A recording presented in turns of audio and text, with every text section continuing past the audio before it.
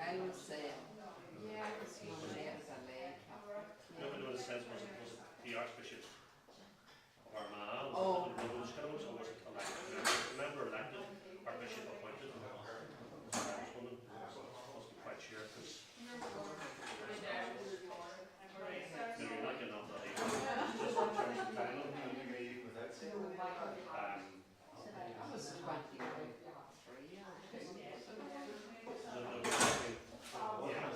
Done for 2 years, but as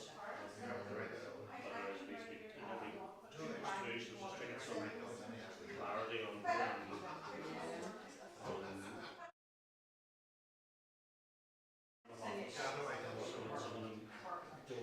don't have a term of office, but that's by oversight, if you know what I mean. Yes, Rather than intention. So. 1, 2, 3, 4, 5, 6, 7, 35. So I'd say that's 35.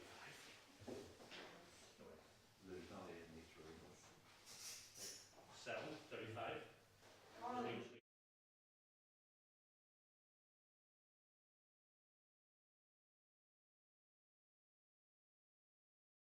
I would take away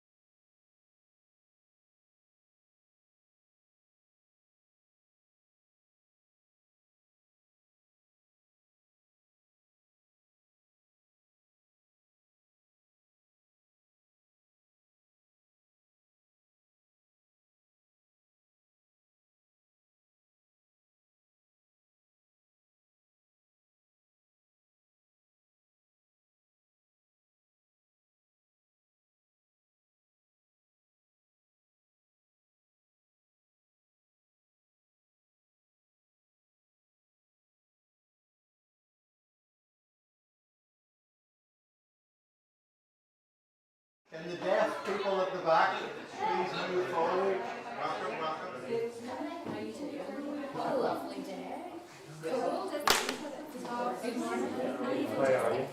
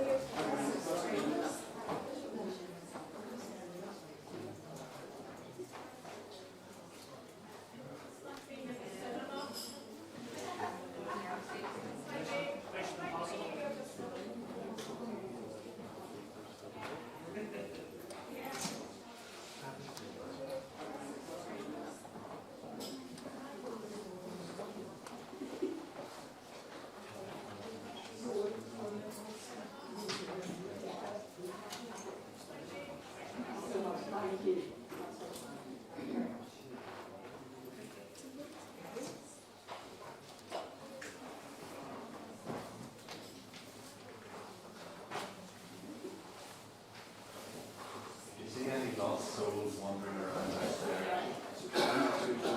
Ignore them.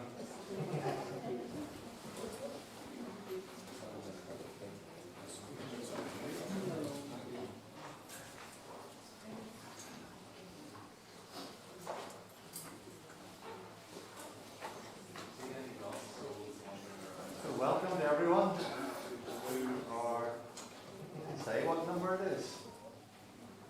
AGM usually says on the front page. 64th. 64. Although it doesn't say on the front page. And I know all of us are far too young that we don't remember the first. Thankfully. So I called someone recently who sent greetings. Say Diana O'Neill. Arthur O'Neill's. Usually says on the front page. Remember Arthur was treasurer of NIHCA for a lifetime. I know all here and it's beginning all those many years ago.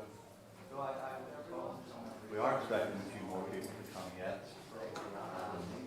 So, but we may start trying to keep on time. Although treasurer, say two of our speakers are not here yet, they're not on until later on, so we're okay. They'll be arriving slightly It's later. always a slight worry. Just looking down to see where different people are from. We may start on time. Although Belfast Trust people, the two of our speakers are not here yet, they're not on later on, so we're okay. They'll be arriving. And the three of the back like we're ignored everything.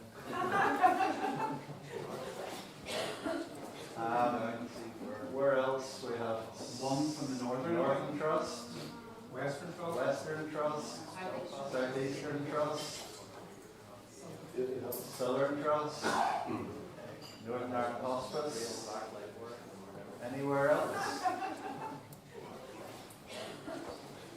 Everyone's right. At least we have some representation from across the province, which is good. I know there are some people will say, why did we come to Benburb? We are called the Northern Ireland Healthcare Challenge Association. And things are always around the Real Belfast area. I know there are some people will say, why did we come to Benburb? So I do remember some years a minister from the west of the province complaining to me. We are called the Northern Ireland Healthcare Challenge Association. Until I pointed out to them that a third of the training in the 5 years before that had been west of the balance, and he hadn't attended any of them. So we always need to be careful when we say that things are never in our area. But it is good that we do go to different parts of the province or the Nihca, we're not confined to one part of the country or to one trust, nor are we a trust organization. So we always need to be careful when we say that. Thank you all in our area. Thank you, Michael, organising what did good in our it's not quite like going home, but actually for a year I went to Edinburgh Primary School, nor are we, because we lived for a year. Milltown and or through a few months. So thank you all. Back in the late 60s, organising what did good. I know this is also closer to the Nihca, but I hope you won't mind me reading from Portadown Football Club, Gideon's New Testament. And just to keep the football thing going, I'm also wearing a Leeds United tie. Not in celebration of promotion or anything like that. This is also closer to the Nihca. I want to read a few verses from 1 Corinthians chapter 12 in Football Club, Gideon's New Testament. The body is a unit. Though it is made up of many parts, and though all its parts are many, they form one body. So it is with Christ. For we were all baptized by one Spirit into one body, whether Jews or Greeks, slave or free. And we were all given the one Spirit to drink. Now the body is not made up of one part, but of many parts. If the foot should say, because I am not a hand, I do not belong to the body, it would not for that reason cease to be part of the body. And if the ear should say, because I am not an eye, I do not belong to the body, it would not for that reason cease to be part of the body. If the whole body were an eye, where would the sense of hearing be? If the whole body were an ear, where would the sense of smell be? It would not for that reason. But in fact, God has arranged the parts in the body, every one of them, just as He wanted them to be. If they were all one part, where would the body be? As it is, there are many parts, but one body. And then verse 27. Now you are the body of Christ, and each one of you God has arranged parts in the body, every one of them, just as He wanted them. Many years ago, I treated my wife to some culture. As it is, there are many parts. I brought her to see the Ulster Orchestra event. I should say, before you think I'm a generous husband, many years ago, tickets were free. BBC. It was. Dvorak's New World Symphony, you know. It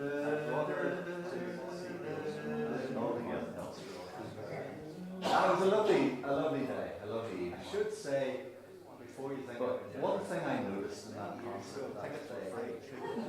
There was one person in the orchestra. Dvorak, who for the event lasted an hour. One person who for practically 59 minutes. It was a lovely evening. I should say, before you think, just sat there. I wondered, was it a punishment? They'd forgotten their instrument. They'd arrived late. They'd missed the practices, so they didn't know what they were doing. You know, the trumpets and trombones and violins and all the other instruments, they played for practically the whole time. They had very important parts. They stood out. They just won their instrument. They'd arrived late. They'd missed the practices, so they didn't know what they were doing for 1 minute. You know, the trumpets and trombones and violins and all the other instruments, they played for practically the whole time. Someone who had very important parts, they stood out. They just won their instrument. They'd arrived late. They'd missed the practices, so they didn't know what they were doing for 1 minute.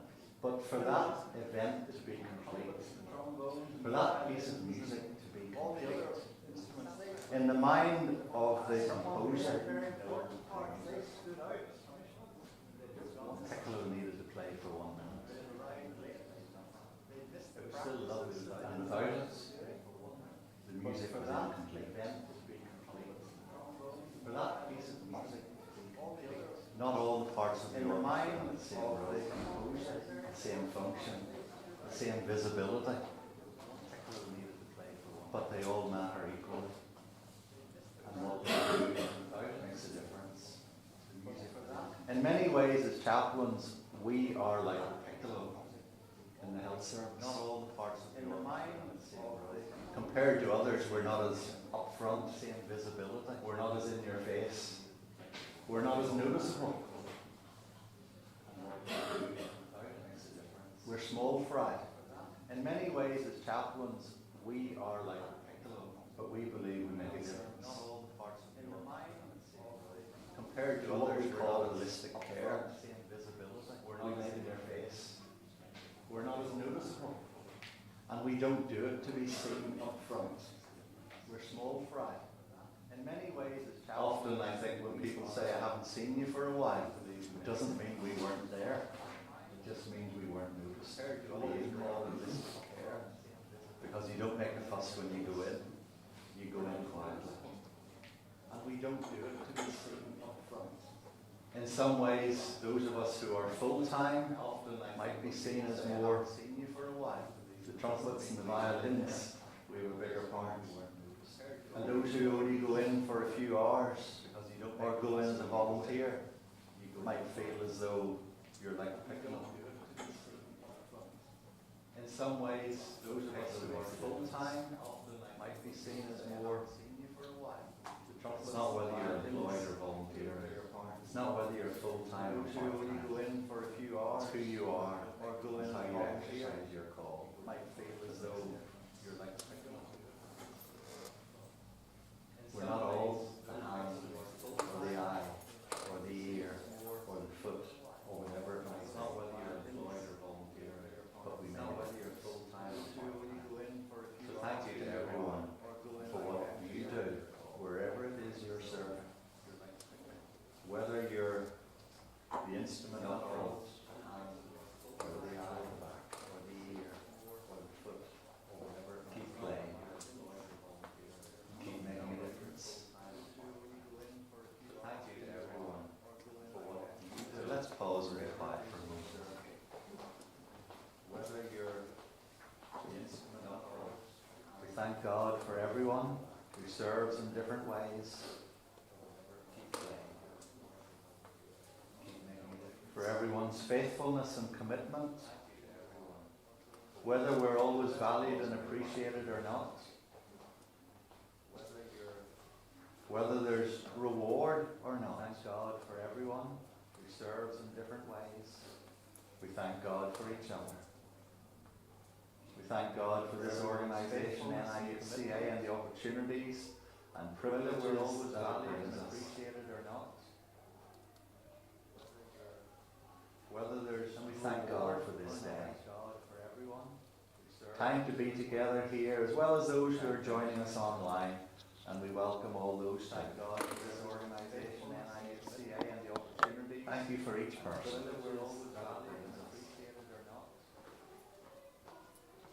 Lord, continue to guide and honour and bless this organisation together here, as well as all that it seeks to be and do. And we welcome all. Continue to guide and honour and bless all who serve within healthcare and those who serve within chaplaincy. Lord, continue to guide wherever the place might be and bless this organisation together here. To know that as we serve others, we serve you. Continue to guide and honour and bless all who serve within healthcare and those who serve within chaplaincy. So guide our considerations, our discussions, our decisions today. May today be beneficial for us all. And may we be thankful that we came together in this way. For we pray this now in Jesus' name. Amen. Considerations, our discussions, our decisions. May today be beneficial for us all. And may we be thankful that we came together in this one more. I pray this now in Jesus' name. Amen.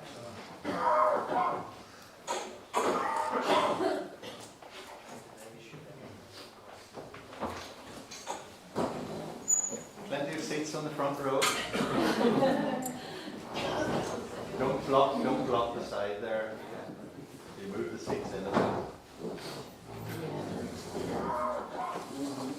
We have to confess there were actually about 4 extra rows when we came in, and we removed them because we thought people would only sit at the back. Should also have said there was a £10 note in every seat on the front row for the music came.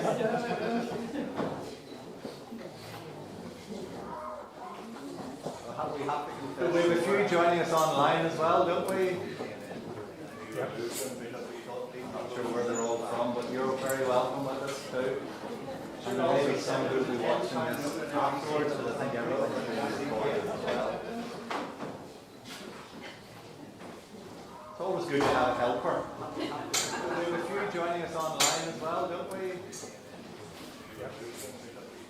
Not sure where they're all from. So you have your program.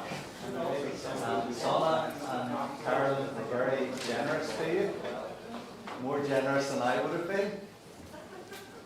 When they talked about printing out 30 copies of this, I said, just email it to them and let them print their own. They kindly spent 14 days printing out. Very generous to you. All the paper for you, more generous than I would. So please do not leave these behind. When they talk about printing out 30 copies, if you need an extra copy or two, to them and let them print their own. Colleagues, I'm sure there are some extra copies, are there? 14 days. But everyone who's a member was emailed it anyway, so you should have it already. So please do not leave these behind. So we've already given a warm welcome to everyone in your different places and parts and roles. Sure, there are some extra copies, are there? We had some apologies, and those will be noted in the minutes. But everyone who's a member was emailed it anyway. So anyone here for the first time at an NIHC AGM?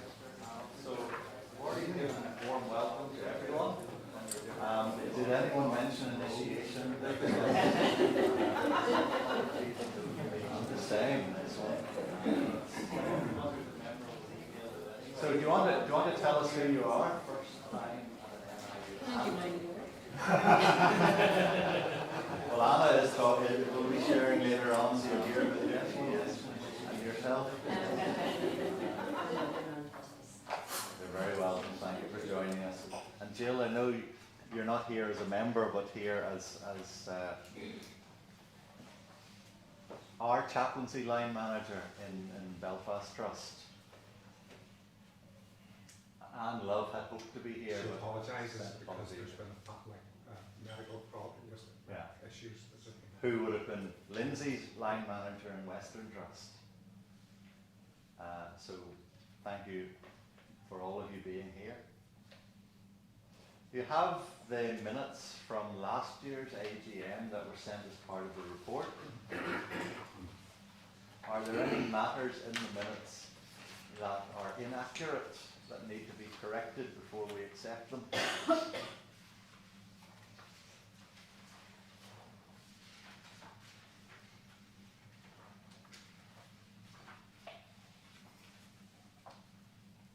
So if we take them as read, Carolyn's sweating at the back.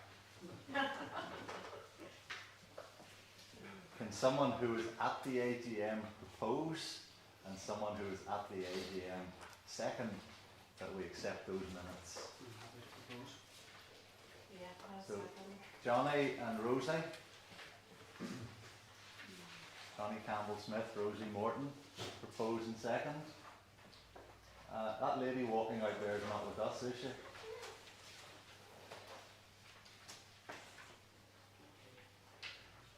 Any matters arising from the minutes that anyone wants to draw attention to, that needs to be followed up, or whatever?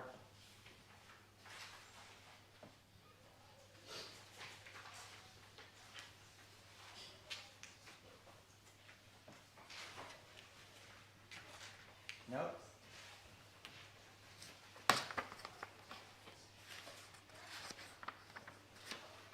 Well, then we move to the reports from the office bearers.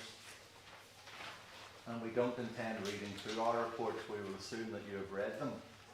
unless there's anything in a report that the individual giving it wants to highlight or you want to pick up on. As you see, I said there, it doesn't seem 3 years ago since I had the honour to be appointed NIHCA President, and maybe it's just I'm getting older. But 3 years have flown by. My thanks to all the executive and to all the members, and particularly to the other officers and all who have supported my part over these past 3 years. I've mentioned it's good to see more chaplains engaging and participating in varieties of training, including NIHCA events, postgrad qualifications, CPE, etc., and to see the wide variety of resources that are available across different healthcare facilities in the province. The only thing is, those resources are not infinite, and once you use them, if you need more, it's up to you to get them for yourself. The NIHCA doesn't have capacity to go on buying resources to give out to chaplains. That was started as a one-off, but actually lasted about 3 years, when there must have been tens of thousands of pounds of resources purchased and distributed to chaplaincy departments. So if you need things for yourself, go back to your own trust or hospice or wherever it is, whether it's charitable funds or your own budget or somewhere else. But we're very grateful to have all those resources that have been provided. We've also been, through giving the grants of the past, been able to help more people do CPE, postgrad certs, and other pertinent qualifications relevant for chaplaincy and continuous professional development.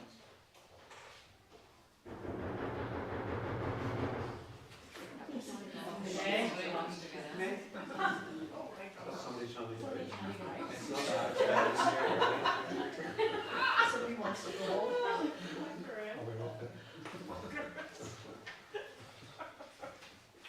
How do you let a chaplain in? 3 people go to the door.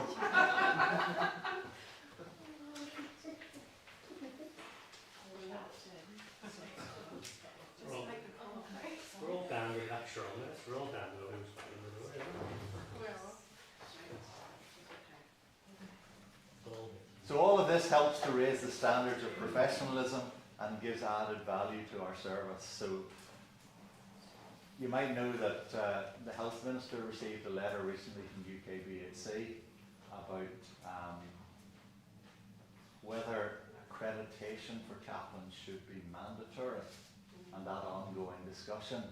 And part of our response, and I know the responses have been sent from other trusts, part of our response is that the training that the NIHCA has been doing and the funding that the NIHCA has been providing for chaplains is part of that process of raising the professional standard of chaplaincy. Whether we ever move to a place where chaplaincy should be a mandatory accreditation is maybe still a bit up in the air. In Scotland, it is mandatory if you are a chaplain that you can only practice if you are registered. And to be registered, you have to be registered with UKBHC. We'll be doing that after lunch.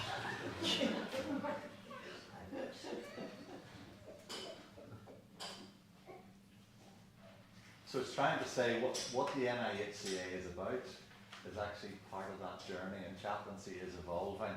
Where it's going to take us, we don't know. But I think as a profession, we're in a better place than we were 10 years ago, 20 years ago, etc. A further part of that is research, study, evidence. And you'll see reference to the earlier studies we did of NIHCA, past, present, future, and chaplaincy managers' responses. And now the work that we're doing this year and next with Queen's University, and you'll hear a bit more about that later on. The problem with research and study is it doesn't always necessarily show up what you want, and we won't know that. You know, it could show up that we're not needed at all, that what we do doesn't make a difference, though none of us believe it will do that. Certainly our anecdotal evidence in any studies that others have done, does show the value of good religious, spiritual, pastoral care. But we're still excited to see where that journey takes us. And we'll be hearing from Anna as well about research that she'll be doing. And Derek, that research, that's due out this August this year? No, it'll be next year. Next year. It's only just in process of starting, so we've given a year for it.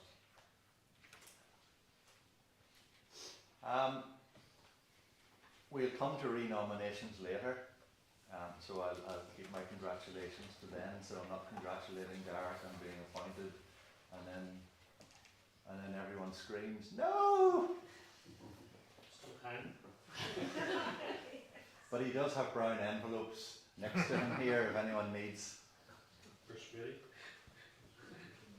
And it does say there, if you feel that the NIHCA or the President can assist you or your chaplaincy department in the year ahead, please do get in touch. If there's one disappointment I have from the 3 years, it's the lack of invitations for the President to go and visit other trusts and other places. I did actually contact all trusts and all hospices and say I was willing to come as NIHCA President to visit, but only a few took up the opportunity. So the offer is there for everyone, but the NIHA isn't going to force itself on anywhere. But it can be good. I did also write to all chaplaincy managers on all the sites, or on all the trusts and so on. So if you're from a different place apart from Belfast and the Western and the Southern, where I did have meetings in all those places, maybe you'd like to give an invitation to the new President to actually call with you and just bring encouragement to you from the NIHCA, or just to raise the profile of the NIHCA with your own managers. So that's me. Anything that's there or isn't there that anyone wants to pick up on before I ask Carolyn to come and share about her report as Secretary? Derek, just two things. Just as a member of the executive, just to thank you for your diligence and keeping us in line, I would say also, keeping us focused, and on behalf of those that are present here, thank you. The second thing would be with regard to the letter that went from UKBHC to the Health Minister. Can you articulate, because that's the first time I've been aware of it, can you articulate what it was covering?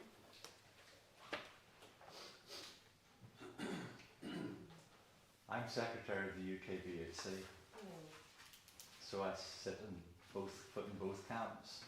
Although the letter that went out was different than the original draft that I had seen. And if I was doing it again, I would have suggested they did a few things differently, the person who wrote it. It really ties in with where chaplaincy is going in Scotland and possibly will be heading in England. So it ties it into a lot of official Scottish documents. It talks about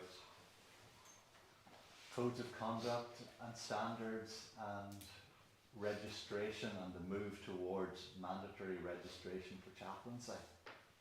As you know, at the moment the UKBHC is a voluntary register through the PSA, but the PSA is an official government supported agency. It's not just a group of good people who got together and said let's do this. PSA also holds the register for a lot of other healthcare professions. And it is a difficult, it's not easy to get registered as a profession. And UKBHC was in danger last year in maybe losing registration because some people took their eye off the remit that they had, and it took a lot of work from some people to bring it back around again. So you do have to fill in lots of documents answer lots of questions, show that you are maintaining standards and profession and all the rest of it. But the letter was really about the UK BHC saying, we would like to have a conversation with you in your health service, your health department, about where this journey might take us. And each trust got that letter.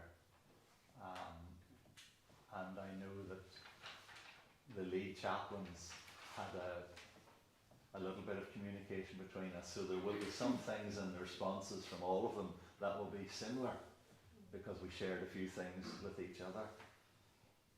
But our response would have gone from Jill and Louise. Yeah, I think it was very much, it was the letter went from the board to the health minister, and so wanting that kind of engagement and discussion at government level, and then he had asked for a response from each of the trusts. So we had so a response then has gone back. And So what was the rough timeline? When did that happen? It's only within the last 2 weeks. Yeah, Two yeah. So responses went in by last Friday. Yeah, that's But the letter was to the health minister, not to the trusts. right. He then put it out to the trust to say, how do I answer this, basically? But if anything, maybe it has put chaplaincy on his mind, on his agenda. And part of our response would have been, actually, the best people for you to talk to about this would be the NIHCA and the lead chaplains in the various trusts and organisations. Rather than, this shouldn't be, and I would be against, this shouldn't be UK BHC liaising with the Northern Ireland Health Department of Health. They're only raising it, but it's up to us in Northern Ireland what we do with it, because we may choose that that's not the path we want to go, or the way they've done it in Scotland is not the way. We don't want to end up where they are. We may do, but we may not, or we might want to do it a different way. But I think it does still. We have very little liaison with the Department of Health over the years. It used to be that we had someone from the department came to our AGM every year. And not only did they provide funding, but someone came and would occasionally come to executive meetings. Now that hasn't happened for years, and maybe we do need to look at re-establishing. But we're small fry. We're the piccolo to the Department of Health. You know, they give us 33,000 a year, but that's hardly worth having a conversation with you for, in that sense. But maybe this letter will encourage some dialogue in the future. Really good time as well there, and that, you know, that kind of being on the health minister's table as well. Yeah. And the fact that we're doing research with Queen's as well also helps in that conversation. Thank you. Derek, are you, this may be a very unfair question when this has only happened in the last 2 weeks, but are you able, I presume what went back to Minister of Health was a combination of, was it trusts and hospices? No, I don't know who else it was sent to. He only sent it to, we got a copy. Who else he sent it to, we don't know. And you don't know either who has responded, presumably? We know, which trusts have responded? apart from the fact that I know Dawn sent something into our lead chaplains little group, and Norman sent something, and Lindsay sent something, and I sent something, that we then fed back to our managers. But what exact response they put in and who else it was sent to, I would doubt if it went to hospices, because the funding model for hospice is different. But I don't know. We certainly haven't heard of it. If it has, we haven't heard anything. Are you able to say, this may be unfair, but are you able to say, was there a consensus view about board registration among lead chaplains in Northern Ireland? We didn't ask that question, what people's view was. Yeah. We just acknowledged that it is an evolving situation, that we're not saying where it might end up. Because if we were to say, one trust did say that they would be supportive of mandatory registration. However, if that came in next year, we would lose 90% of chaplains in Northern Ireland. But would it be the opportunity for chaplains to register with the UK board? There will be, but to register you have to fit certain criteria. So it's not just I've been a chaplain 20 years, here's my £60 registration fee. It would be, well, what qualifications do I have that meet the criteria for being a band 6 or whatever chaplain? What experience do I have? You can do it through postgrad certs, through masters, through portfolio where you submit written work and so on. Can you still do it through CPE? 2 units of CPE? Yes, but it's 2 units of CPE in lieu of postgrad cert. You still have to meet the other criteria, so it's not get 2 units of CPE and you're automatically able to register for UK board. It's 2 units plus the other criteria. But that's where I think us helping fund CPE and people to do postgrad certs means that more people would be in a position that if required to register. I would still encourage people to register and to put it at the bottom of your signature and your emails and so on. Because it does say to someone, I'm not perfect, but you can trust what I'm about, what I'm doing. So it's watch this space. I'm sorry, just to say, if mandatory registration was to become a thing, and I don't think it will in the next couple of years, but if it was, there would be a route, in all likelihood, through the UKBHC that would enable folks to expedite their accreditation in some way. Previously, the UKBHC had introduced the grandfather route of a version, essentially where you meet a certain criteria, i.e. you've been in chaplaincy for a certain number of years, you might not have all the qualifications, but you're willing to work for it. So it's a quicker way of getting people in so that we wouldn't be facing a situation where the trust would have a collection of chaplains who wouldn't fit what they needed to fulfil their role. Isn't that right? You couldn't just bring it in and say it's going to happen next year. You would have to have a pathway of 3-5 years or something that gave people time to do that if they so wanted to. Now it is also only employed chaplains can be fully registered. So you've referred constantly to postgrad. What about people who have never been to university? Well, that's where I said there's a portfolio route. Right. Portfolio means that you do written work, like verbatims and case studies and Yes. and things like that, that you submit so many of those in lieu of the academic work. The grandfather route was useful, but like any route, there were people who decided not to register under the grandfather route. And then when it closed, ever since then we get people complaining, but I've been a chaplain 20 years and they won't let me register. Well, you actually had 3 years during which you could register, but you chose not to. And then when the door closed, you suddenly kicked up and said, I want to register, let me in. So a grandfather route is only open for a certain period of time, and if you miss the boat, you've missed the boat. But we'll see what happens. Obviously, it wouldn't be something that we would be doing in Northern Ireland without consulting wider chaplaincy. And I certainly don't think it's going to be something imposed by the Department of Health, because if they've any sense, they would know that you don't want to lose the majority of your workforce with one swipe. But it might change how people prepare for chaplaincy in the future as well.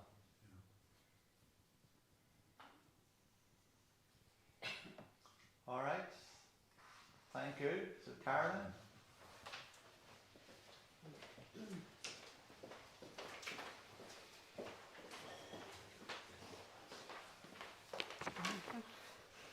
Good morning, everyone. It's great to be down here, isn't it? In this part of the world. I'm not often down here, but the scenery was beautiful coming in there.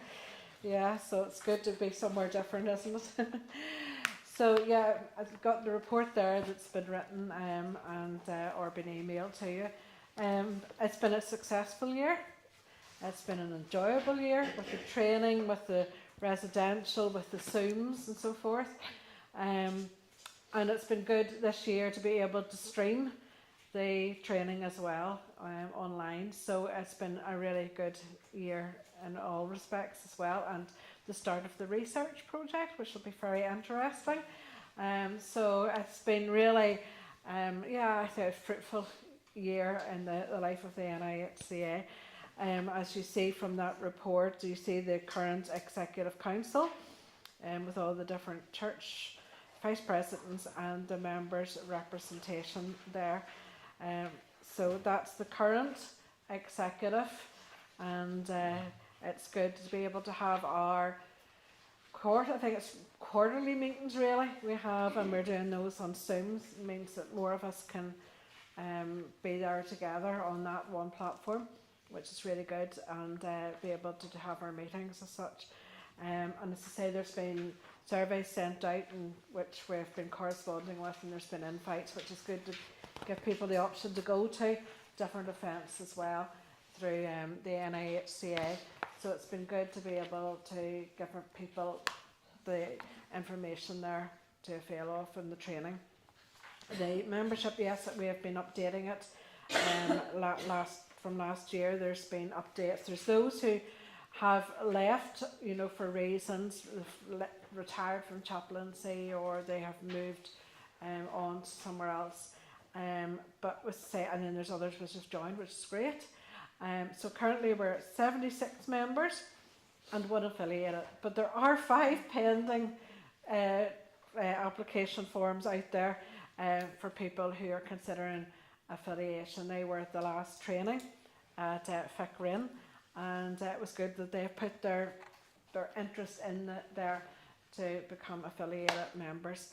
And again, we ask for each and every one of you to encourage other chaplains to join and to avail of the training, which is great. Again, our thanks to Michael for all the work that he does as the training director. He has a lot of the work to do, and we just thank him. And it's been a difficult year with venues and speakers, not committing to the last minute, and then venues again, being booked up, and the difficulty with price increase as well to get, the venues. Again, Sona for all her expertise in the finances. Again, a big thank you to herself, and particularly with the research project too, with the extra commitments there to the financial accounts. Again, for Derek as president of the Nihca for the past 3 years, his wealth of information and experience. It's just been great to have him as our president over these last 3 years. And for Heather for doing the work on the Facebook, and Damien on the website. Again, there's a list of sympathies there, and you can read through them. On a personal note, I want to thank the office bearers particularly for their support this time last year when my father was really ill and then passed on. I just thank every one of you for your words of encouragement, your words of strength through that, and even then later in the year when my daughter was hospitalised several times after giving birth, and was through a difficult period as well. So thank you so much for all your support through family illnesses and bereavement. And then again, loads of congratulations, which is great to see, isn't it? We like to see congratulations. We like to be able to have a party with people who are celebrating times too as well, which is great. So again, thanks to all of you as members too for all your support to the Nihca and the exec members as well. And just to encourage each and every one of us in our work as chaplains from day to day, as we go from ward to ward and from site to site, some of us as well, that we are all one big team, aren't we? We're all one big family of chaplains, I remember in the Royal years ago, we tried to find Vivian, remember this, we tried to find a collective name for chaplains. We never did come up with one, did we? I think there's a few suggestions. Yes, well, something maybe we can look at. What is the collective name of chaplains? We couldn't, we didn't get one. So, if you have any of you have any inspiration in that, it would be great to be able to get that word. A flock, Derek said. So, as I say, it's great to be able to encourage one another, be there for one another as well, and to continue on with God's help and strength, that He gives us encouragement as we go from sometimes very difficult situations, very sad situations, and then we can be there rejoicing with people who are ringing that bell. Well, I hear that bell ring quite a bit in the cancer centre for when they finish their treatments or finish their radiotherapy, or they've been given the all clear, and you can rejoice with them. But as I say, we're also there in the very sad times as well. It's a privilege to be part of people's lives at that time, and with God's help we continue to do that. So again, encourage you to avail of all the training, because I know myself the training really helps you. When you're on site, it really helps you. There's times when you're having to dig for words and maybe just what you need, and you realise, yes, that training comes into place then, and you can put it into place. So I thank the whole association for that level of training and the opportunity to have it. So again, if there's any questions, Derek will answer them.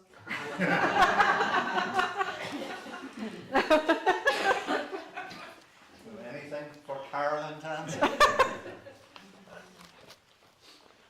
If you do know any bereavements, expressions of sympathy, acknowledgements, thanks, congratulations that you feel the association should be offering. Now, Carolyn did write to different trusts and or different chaplains and ask if there were any people to be named, that you would return them to Carolyn before the AGM. So the ones that are listed are names that came back to her. If there are some missing, we apologise, but you can only print what you're given. But if you do know of any others, please do let her know. Or as the year goes on, Yes, send them in.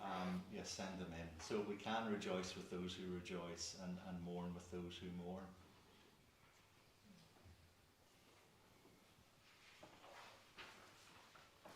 So no other comments or questions relating to Secretary's report? Thank you, Carolyn. Thank you for all you've done. Continue to do.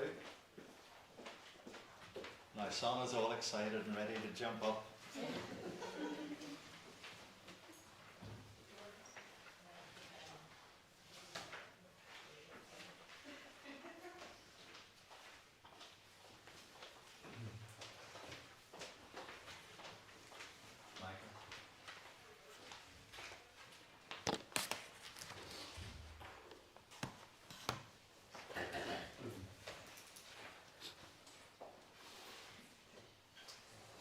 Good morning, everyone. Good morning.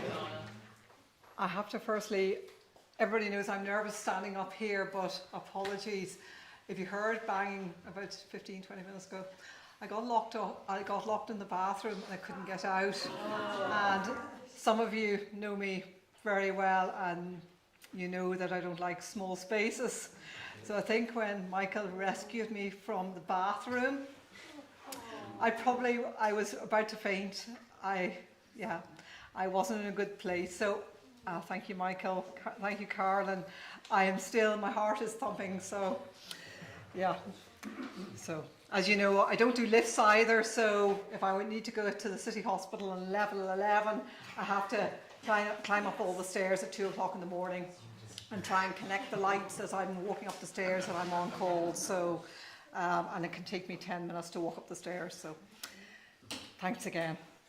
Well, good morning, everyone. I'm happy to present to the Association this year's accounts. As you can read from the draft accounts, there has been an increase in expenditure. Namely, £10,000 for Queen's University Belfast as the first instalment on the hire of a researcher for 2 years. Conferences and training and the increased cost of catering and venues has cost £7,000 more than last year. Also, we purchased a sound system at a cost of nearly £4,000. This enables the recording of speakers at events, which is very helpful and useful. In addition, our insurance costs have increased by roughly £300. At the same time, we are most grateful that we continue to receive an annual grant from the Department of Health, without which this organisation could not function.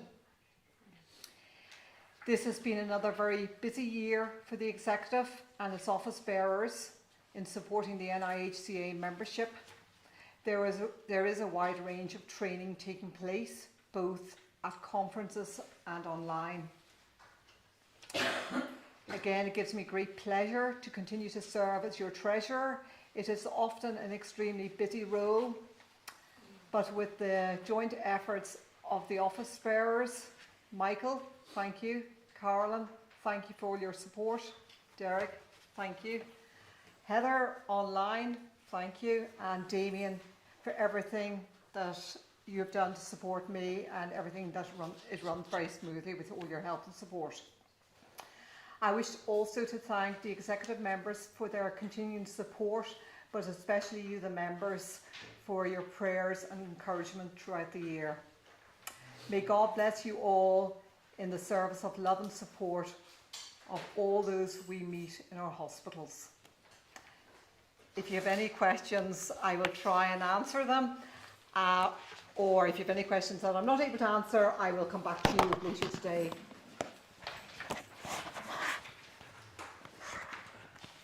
So you'll notice that for the year we've had an overspend of 23,000. That doesn't mean we're in debt. Do you remember back during COVID we also got additional money from the Department of Health, and part of that was to be used towards research and part of it was to be used towards resources. So we're, in a sense, we had not quite 7 years of plenty, but the 7 years of plenty were to help us spend and do things. So now we're doing those things. So whilst it looks as though we've overspent in the past 2 years, part of that is spending money that was given for such purposes. And it is true that the 33,000 from the Department of Health would no longer fully fund what we're doing if we didn't have other money to fall back on. And so we can't keep spending money to the same extent. But we also, it would be wrong for us to have a bank balance of £50,000 and then be going to the Department of Health every year and saying, give us 33, when we already have 50. So that bank balance will be going down and down. And we will reach the point where we'll have to say to the department, if you still want us to do these things, we will need more. Or else we have to say to members, if you want to attend these things, you need to pay more. Or that we can no longer fund people to do CPE and postgrad certs and so on. CPE started whenever the Department of Health at that point were giving us 62,000. So we had plenty of money to give people for training. Now that that has been cut to 33 and has been at 33 for the past Many years. Yeah. In reality, it's going down while the costs are going up. In the Republic of Ireland, I think you pay your own way, don't you, for CPE? In GB, if you're doing a postgrad cert or a master's, you pay your own way. We're fortunate that we have been able to help fund people to do trainings like that, and we would hope that we can continue to do it as long as we have the resources to do so. So any questions for Sama in relation to the finance? It's not a question, it's an observation. It's brilliant that over 70% of it is going to training. And when I'm speaking to my line manager in the hospice, it encourages her that the organisation is essentially looked on as being a training organisation, and I think that's really good. So I agree that we actually should use it in that way. Who knows what the future holds in terms of our funding, but while we have it, we should definitely use it that way. So. Thank you, Jackie.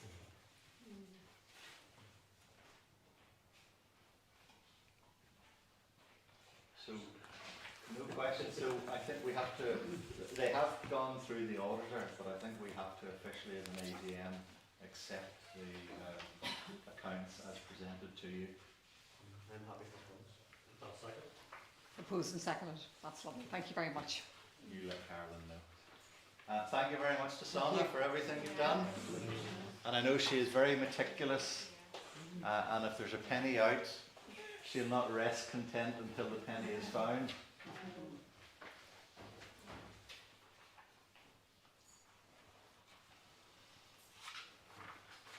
Michael, you want to come and share with us from Training Director report, please?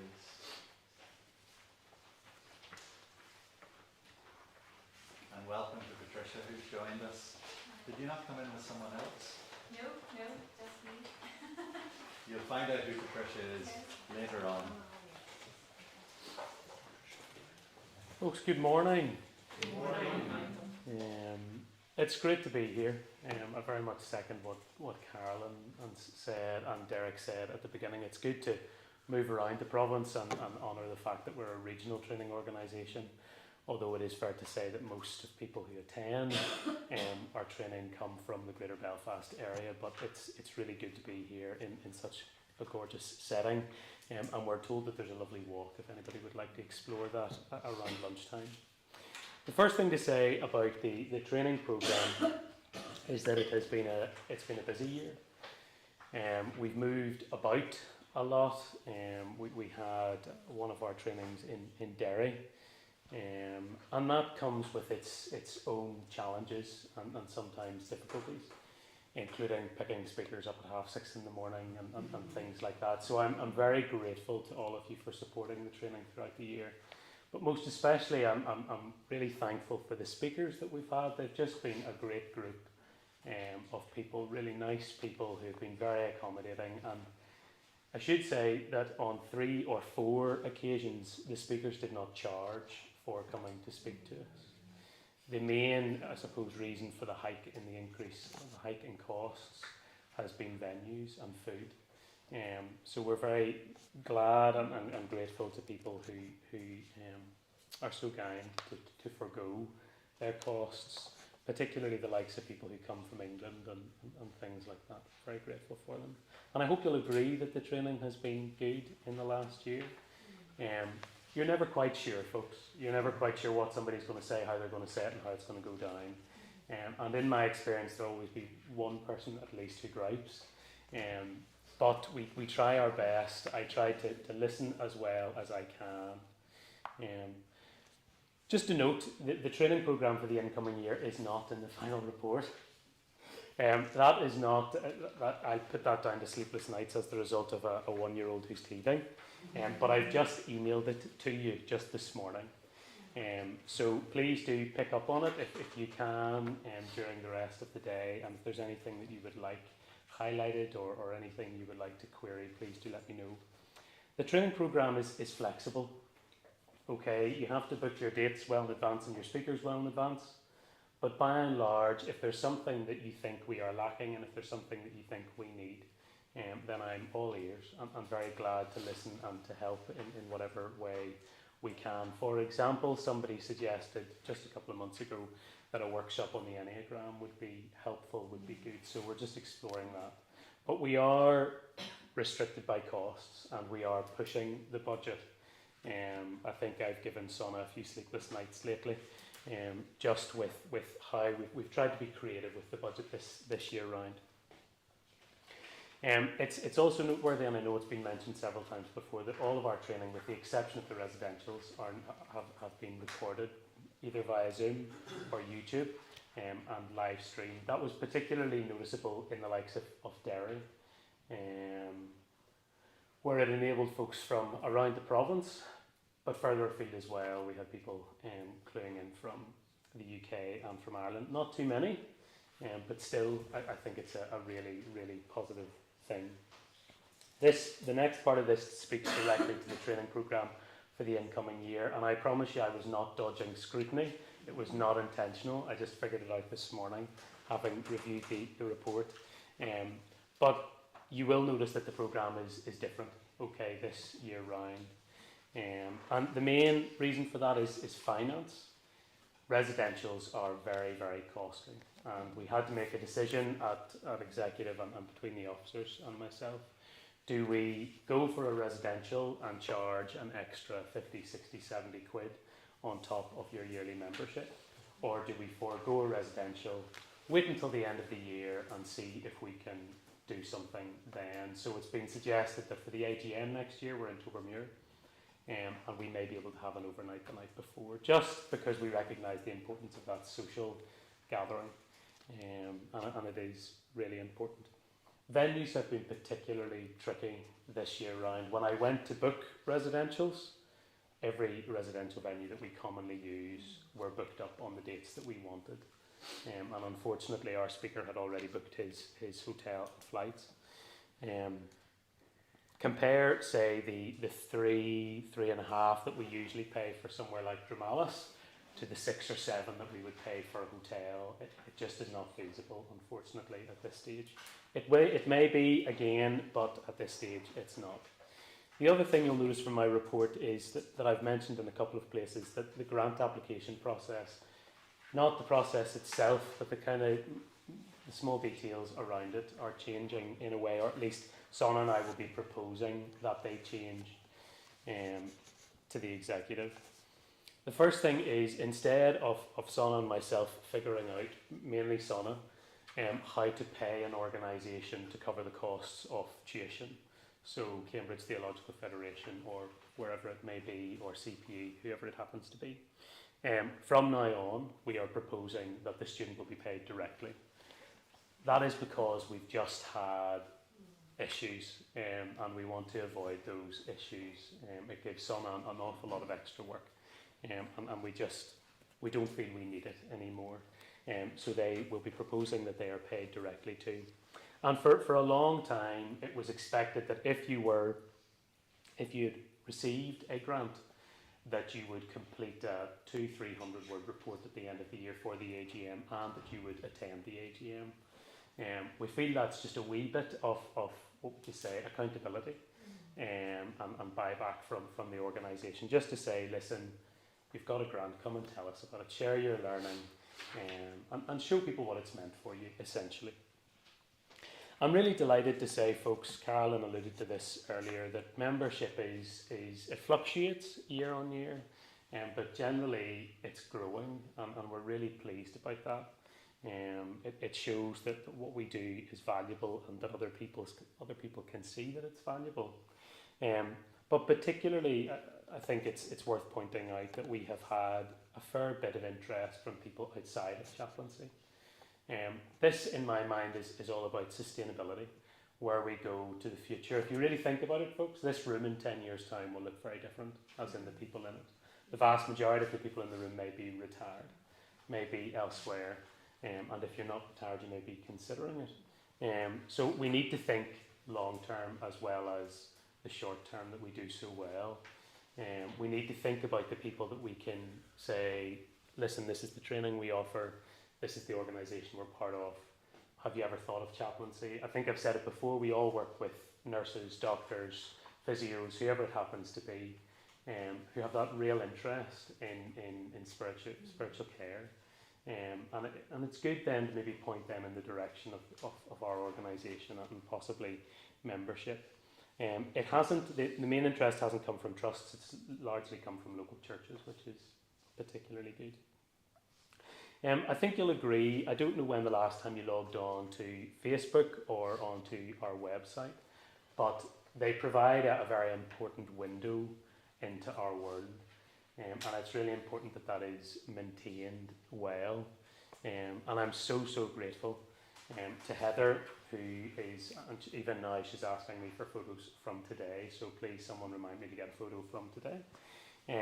Just again to keep that ticking over, everything is online. Everything is on social media. It's not my world, but certainly I'm very grateful to Heather for looking after social media and to Damien for looking after the website. Damien has just stepped down, and so we're currently exploring some options to fill the webmaster post, and I'll keep you posted on that. Folks, the final thing for me to say, and it's been said many times before, I know, but is to say thank you. There is quite a bit of work involved in organising events and sorting venues and sorting people as well, although you're all very good and gracious and kind. At times, though, it can get a bit much, and I am really, really thankful to Derek's son and Carolyn in particular, who arrive at venues early and say, right, what needs done? What can we do? What can I do to take some of that load? And to all of you, because I look around and the number of people who've asked me, do you need help with registration or whatever it happens to be? We're really, really, I'm particularly thankful for that, particularly in the midst of a very busy family life. The final thing to say, folks, is this is a bit of a significant year for Derek in a couple of ways. Firstly, he finishes his term of office as NIHCA president, but he also finishes his term this coming December as secretary of the UK board. And I think you'll agree that there aren't too many people in Northern Ireland, even in further afield, that have made the contribution to chaplaincy that he has. So we're very grateful to Derek for his work. Ongoing, I know it won't stop just because he's stepping down from these commitments, but his work both locally and nationally. So a big thanks to him. And I think that brings me, we do have a small gift for Derek, don't we? And we'd just like to give that to him officially. BBC concert. Not the free ones. It's the Belfast Trust Orchestra. And maybe actually it would be appropriate if Derek came and presented the gift. Just. Very much. I'm not sure what I'm presenting you with, but congratulations, well done. Well done, good. Good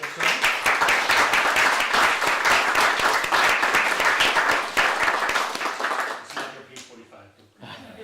Whatever it is undeserved, but gratefully received. Thank you. It's been my privilege to serve in different capacities, and my wife will probably say that I'll have freer evenings when I give up the different things that I've been involved in for the last, UK BHC has been over 10 years, and NIHCA journey has been probably about 25 years, and on the executive for maybe at least 20 of those years. So thank you very much for this, whatever's in it, and for your good wishes and your support above all. I have to then make some re-nominations. Yes, just before you, any questions on the training director's report? If not, and as I say, folks, I'm sorry that you didn't get the programme until today, but please do have a look at it and come back to it. Is there internet in here? Yes. Because my phone is saying can't connect. Yes. It's just Benburg Guest Wi-Fi. Benburg Guest, there's a Wi-Fi. No password. Michael, I know I'm preempting stuff that we've only sort of received this morning, so Yes. Apologies on this, but with regard to the training that's going to take place on the 24th and then the 25th Yes. of September over the two locations, Vicar and the Mount, personally for me, now that we're all, in terms of regionally, we're now all sitting under Encompass, the event of making professional records and the lessons that can be learnt from that for Northern Ireland is, I think, really significant. Yeah. And presumably in something like that, that would be an invitation beyond the NIHCA members and in particular to line managers and others within the trust, because I think this is really crucial going forward that we have that standardised approach to recording on patient care. It certainly can be. There's no issue with it being opened out. I suppose Mark will speak directly to recording spiritual and religious interventions, and he's a very knowledgeable Guy, and I'm glad you brought it up, Johnny. That first training session was a tricky one, because we weren't sure. So it may be that first event changes slightly, that we decide just to go for the one day as opposed to the two. I'm really waiting on him coming back and telling me what kind of content he has. But we had originally, when I approached him, it was for a residential. So there's absolutely no issue in it being opened, and I think it would be helpful. I think even, as you say, from a standardising point of view, it would be really helpful. The tricky thing, and I think Derek will agree, it's if we were to agree a regional approach, it would require a regional buy-in, and that's very difficult to get. It's difficult to get because, as you can see from the room today, there's not huge representation, even from we don't have two of our lead chaplains. I know that's Norman and Dawn are busy, and I'm sure they would have been here if they could have been. But it's wee details like that. We can plan for it. We can say this is what we're doing, and as an executive we can commit to it. But we really need buy-in from the trust side of the house. So our lead chaplains and probably their line managers as well. That's in particular what I'm thinking about here, Yeah. because I can obviously only speak for the Northern Trust. But there is so much inconsistency that even being able, as a result of that training for line managers, I would even suggest even AD level, that they understand how we fit into the overall picture of care, and how we record that is so important. To the point that whenever we record, as you probably know, on consults, we're listed under a label as pastoral care, which I think is very interesting, and language is really, really important. So that session, I think, is just so key. So thank you for facilitating that, and I would just love the opportunity for a lot of buy-in, even though I recognise that there are limitations that you've highlighted. Well, and I suppose we recognise, and I did mention it in the report, that as a region we're now all Encompass active and live, and it doesn't come without its challenges. For many of us, this is the very first time that we've ever been able to record on inpatient notes, and it is such an opportunity. So, well, I see it as such an opportunity. I know initially we anticipated that it would be a bit of a labour, but gosh, the very fact that our notes sit alongside the rest of our multidisciplinary team colleagues is a big step in the right direction, I feel. But I think you're right, language is important, and how we write, and what we choose to write is also important. So I'm glad Mark is a bit of a resource. I will say he's an interesting character, but sure, we love characters, so I'm looking forward to that. Any other comments or questions? There is that balance as well, I think, to be found in the NIHCA training days, that it's NIHCA training that the NIHCA is paying for, but we want lots of people to benefit from it. So there is the danger that if many of our days are open to lots of other people who pay nothing for it,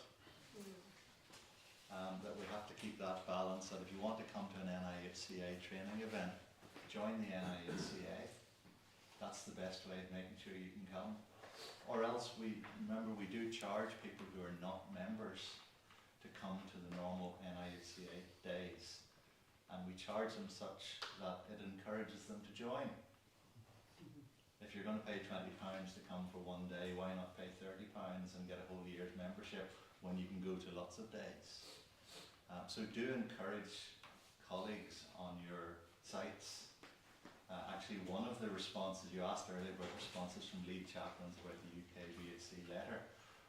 One lead chaplain did suggest that in his view, all chaplains, it should be mandatory to be registered with the NIHCA, irrespective of what you do beyond that. But that would be 120-something chaplains across Northern Ireland. Whatever, it's in the report, NIHCA, past, present, future, or the other one, managers' responses. So our membership is going up, but there's still a high proportion of chaplains who are not yet members for whatever reason. try that balance. Any other questions or comments for Michael and the report that he's given? Remember, if you do suggest something now for training, it's not going to happen this year because the programme is set for this year, and you do have to work year in advance very often. So if there are things that you think, or it may be we've had people suggest, why don't we do this? And then you say, well, actually we did that last year or the year before.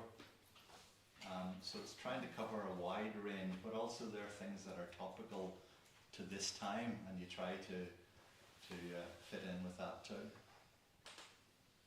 So thank you very much, Michael, for all you've been doing and all the hard work. Greatly appreciated. Thank you.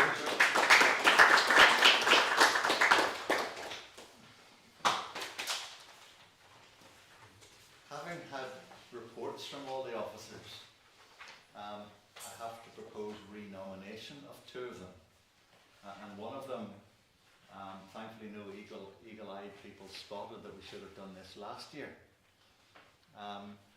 Our Secretary, Director of Training and Treasurer are 3-year appointments which can be renewed for a second term of 3 years, so 6 years. Sona took up post of Treasurer in 2021, so her first 3-year period finished in 24. So she should have been renominated for a second period in 24.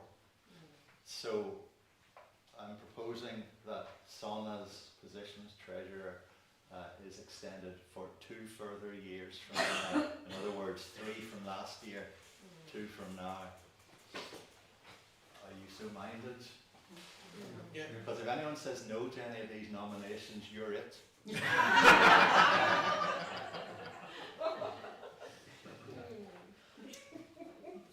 Michael became training director 3 years ago, and therefore his post is due for renomination or extension now for up to a further 3 years, and I would so nominate. So minded, agreed? Yes. And then it gives me great pleasure, with some sadness, to say that there was a process gone through whereby expressions of interest were sought for the role of president, and of the 47 people who applied,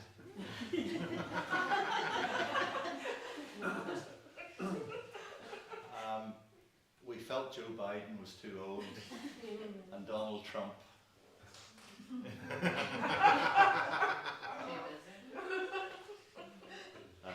Yeah, we thought he would be busy.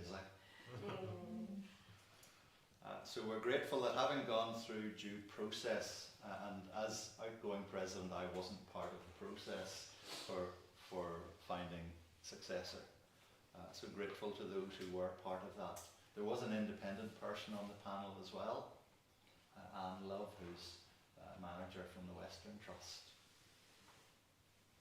So having received expressions of interest, gone through interview process, the unanimous view of the panel was that Father Dark should be nominated to the AGM as the incoming president. The role of president is for 2 years with an extension for 1 further year, subject to approval of the AGM.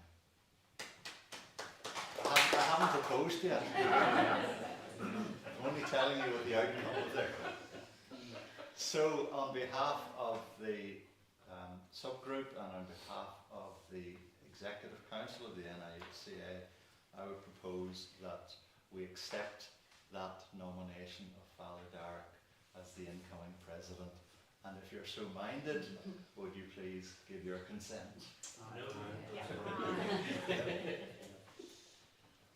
He did joke with me earlier, would you have to come up like in conclave and say your words, and it was Italian or Latin. It's all Greek to me. So Father Dark, we're very happy to endorse your nomination, and if you take over from number 6 in the agenda, and maybe you want to say a few words yourself as well. So my last duty is to welcome Derek, and give him my full support, and thank you again for your support for me and for this gift. Thank you very much.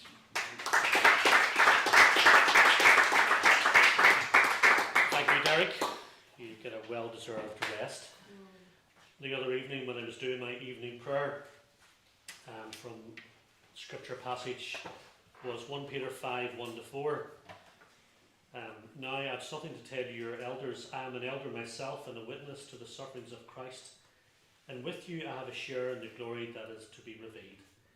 Be the shepherds of the flock of God that has entrusted to you. Watch over it, not simply as a duty, but gladly because God wants it. Not for sordid money, but because you're eager to do it.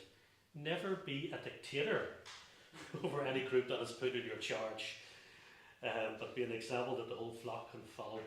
When the chief shepherd appears, you will be given the crown of unfading glory. So that certainly spoke to me. I'm very happy to take on the role of president. I thought it was a case of volunteer step forward and everybody else step back, and I was the only one standing, but delighted to take on the role as a role of service. My vision really that I spoke in the process of application and interview was really to encourage, first of all, people into the ministry of chaplaincy for a start. Secondly, those who are chaplains, encouraging them to be part of the NIHCA. And then of those who are members of the NIHCA, to encourage them to come along to events and to training and to serve in the executive in some period of time. I will be speaking certainly to my bishop, and any future appointments to the chaplaincy team. Service and membership will be mandatory, so that people don't get it now. I don't want to do that. It's like you don't have a choice, son. I'll make sure the bishop asks that question of them too. But again, we're all here to serve one another. Number 6 is AOB. Any other matters to be raised to the AGM, but I presume those would have been sent before the deadline of the 20th of May, so was ready to be sent through. Okay, well then, presuming that nothing was sent through, then nothing has been sent through. My first duty then as the president will be to say, let's have a comfort break. And we'll come back for our input then from Dr. Emma Murray and Dr. Patricia Carlisle, and if they're here, good to get a wee word of them. They're at the back here, so we'll get a chance to chat to them. So, plenty of nice scones and tea and coffee and water and all those things.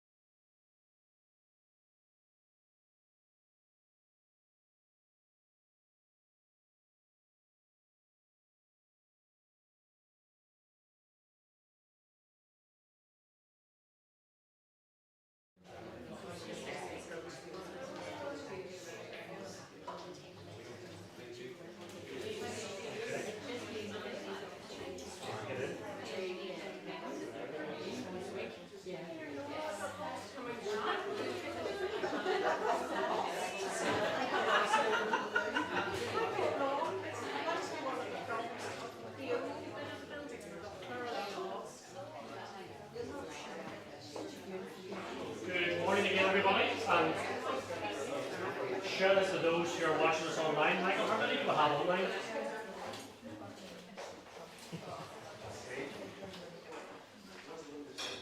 Not too many. Five.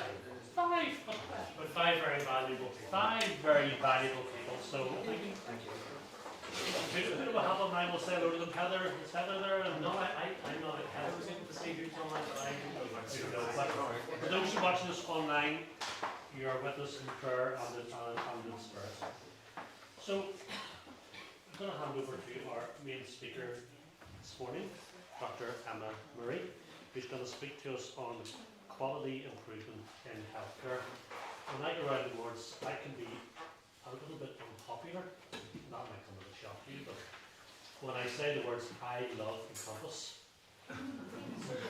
you know. But if you come to the dark side. But again, there are many, many ways, and it's good.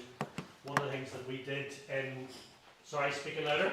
One of the things that we did in our facilitative leadership training a few years ago in the DAS is always being positive. What's going well and what could be better. And that's always good. Rather than saying what's going well and what's not going well, what's going well and what could be better. So none of us is perfect, but we keep on striving towards that which we're called in Christ Jesus. So let's hand over. Dr. Emma, you're very welcome. Thank you very much. Thank you very much. It is a real honour to be with you. I was really chuffed when Michael asked me to speak. I'll be honest, I'm a little bit nervous because I was kind of trying to think what would be most useful or what would be interest to you, and I really hope that you're able to get something from today. If not, I apologise in advance. And if I'm not speaking loud enough, just tell me. That's not usually a problem for me. So, and actually, you also give my family a great laugh because I love public transport. I can drive, but I usually get public transport, and there were bets about where I was going to end up in today. So I had to message everybody outside the Priory to say, I made it, I drove, I think. So my family were having great fun at my expense. So, who am I? I do recognise some of you. I recognise Sana at the back, and I know Derek and Michael. I know you because we used to work in the city together. I am a medical doctor. I am a medical trainee.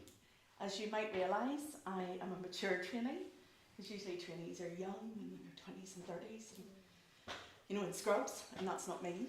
I have had probably one of the most varied medical careers. Next year is my 25th year as a medic, and I cannot believe that, to be quite honest. I started in surgery, worked all across the trusts in Northern Ireland, and then when we started to have our family, I became a staff grade, looking after, if any of you work in Belfast, you'll know that there's a group of patients who have what we call intestinal failure.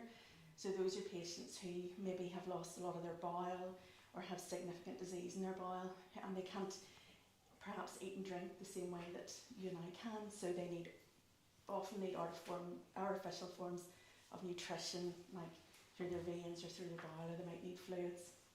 So I looked after those patients as a middle grade doctor for about 12 years. And then as my children got a bit bigger, I decided I wanted a new challenge. So I'm a final year in biochemistry. Most medics don't even know what I do. So it's always a run joke. But I see patients, I give advice, I'm the person in the background. I'm a bit like Nanny McPhee. So when there's trouble, particularly like low sodiums or abnormal results and teams don't know what to do, they phone somebody like me. But I also see patients in the wards, clinics, do lots of different things. And I'm nearly finished. I'm from Antrim. In Antrim, I'm born and bred, grew up in Antrim. One of the few people could probably say that. But in Antrim, I'm known as Donald's wife. If any of you are from the Northern Trust, my husband is an obs and gynae doctor. I cannot do a Tesco shop with him because we get stopped seeing various babies. My children refuse to go now. And my main role is bringing up those two lads, Alfie and Isaac, who are both teenagers, and as you can see, they're shy, retiring types. So that's a little bit about me. So, I'm going to talk to you a little bit about quality improvement, why I think it's a good thing, why I got interested in it. Some of the key aspects, if you know anything about quality improvement, there's a lot of terminology. Some people actually describe it as a bit of a cult. It's really not. A lot of it's just common sense and applied, applying processes and systems and understanding what you're doing, whether it's making a difference. And why I have tried to think of it from chaplaincy and why I think it could be relevant to you.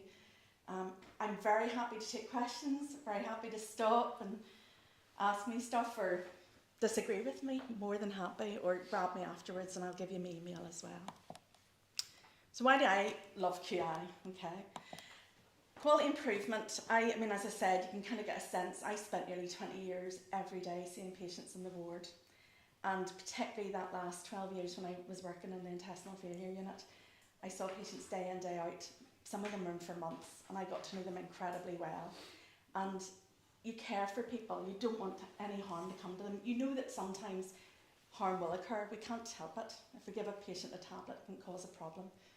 But you saw over time, patients who are on intravenous nutrition can get very sick very quickly if they get an infection in their cephalline. Their nutrition often goes up at night when there's less senior people about, very junior members of staff, and get very unwell. And those juniors may never have come across it, particularly if it's a combination of a very junior nurse and a very junior doctor. So sometimes one of the biggest things I used to see is I would come in the morning and a patient might have been sick overnight, and maybe they weren't managed as well as you'd want them to be. Okay, so that was the first thing for me. When you look after patients for a very long period of time and you care, you don't want bad things to happen. So that was the first thing. The other thing is, anybody that works in any environment, doesn't matter where you are, there are repeated things that you go, oh, I wish I could stop that happening. You know, do you ever get that in your own work where you're like, oh, I wish that would work this way, or I wish they would do it this way, or whatever. Okay. It's a bit like, you know, the sign push door and you would pull it and you're like, oh, you designed that. Okay. So always recurring issues. Okay. And when you work in a place for a long period of time, you see that. I'm sure it's no different in chaplaincy. I worked with a really good team for 12 years. They were the best. It was a real multidisciplinary team. We had my medical colleagues, my surgical colleagues, fantastic nurses, both specialty nurses and on the wards, the healthcare assistants, dietitians, pharmacists, psychology, you name it. Chaplaincy as well. You spoke to any of the patients I looked after, they were indebted to the chaplains that visited them so often, okay, and give them an ear or somebody, you know, a comfortable shoulder or whatever. But what I found in our team was you would find these problems and you would get so passionate and you wanted to solve them. And somebody would go, do you know what, I have a really good idea. And you would spend months trying to implement that and it wouldn't make a difference, okay? And you get really frustrated. Some people get apathetic and go, we've tried before, it's not going to work. So it wasn't that people didn't want to cause improvement or whatever. In fact, they invested a lot of things. I don't know how many policies we wrote for the trust and they ended up just gathering dust. So, you know, there was a hunger for wanting to improve things, but we didn't always know how. And then, like, you can't help but, you know, we use healthcare. We live in Northern Ireland. Our families access it all the time. So, you know, COVID aside, you can see over time, working in healthcare, that things have changed. Some things like Encompass, perhaps for the better. Sometimes things maybe not, you know, and you know, you get a general sense, increasing numbers for GPs practices, you know, in terms of patients, and each patient has an increase, number of consults, medications, referrals, but yet the numbers of GPs are reducing. I love infographics because it gives lots of information in a small space, but again, if you look at the one on the right, which maybe thinks more of hospitals or whatever community, you can think of the domiciliary care. You've got an increasingly older population with multiple chronic conditions that can be treated, but each of those things has a cost, a physical cost, you know, a cost in terms of caring, treatments, diagnostics or whatever. So as somebody who wanted to do healthcare and work in it, I had a passion, you know, it's not just within my own area, I want to improve things for everyone. And every week you get something about waiting lists getting worse, and Northern Ireland always seems to be the worst out of the four. Although Wales, sometimes their waiting times for certain things are very long. But the thing for me is every time you see those figures, there's one person behind each of those numbers. And that could be your relative, it could be the person living next door. It can affect their whole family. They might not be able, you know, if they're waiting a hip replacement, you know, it might be a grandparent who can't look after their grandkids. It might be somebody who has to give up work, who's in a lot of pain, who has a rubbish quality of life. So you kind of get the sense of why I feel really passionately, okay? And it's easy to get overwhelmed by all this, But actually, one of the things I learnt from looking at other places, particularly Scotland, is there are lots of things that we can do. We don't have infinite resources, but we have a lot of waste within our system, okay, a lot of inefficiency. And the other thing for me, and again, I think this is very relevant in Northern Ireland, is I think that any patient that comes anywhere should have parity of their care, okay? So it doesn't matter whether you're in Antrim with me, or, well, in Antrim town with me, or in Belfast if I see you, or you're in Swa or whatever, or you're in community. The care that you deserve is exactly the same, irrespective of where you come. So I had an interest, I was reading about how other people were tackling things. So I did think about this, I was thinking, like, it's very difficult. One of the things I always argue about is you should look about what's happening in your service, whatever. I don't work as a chaplain, so I don't know what the challenges you face on a day-to-day basis, and I would be interested to chat to some of you to see.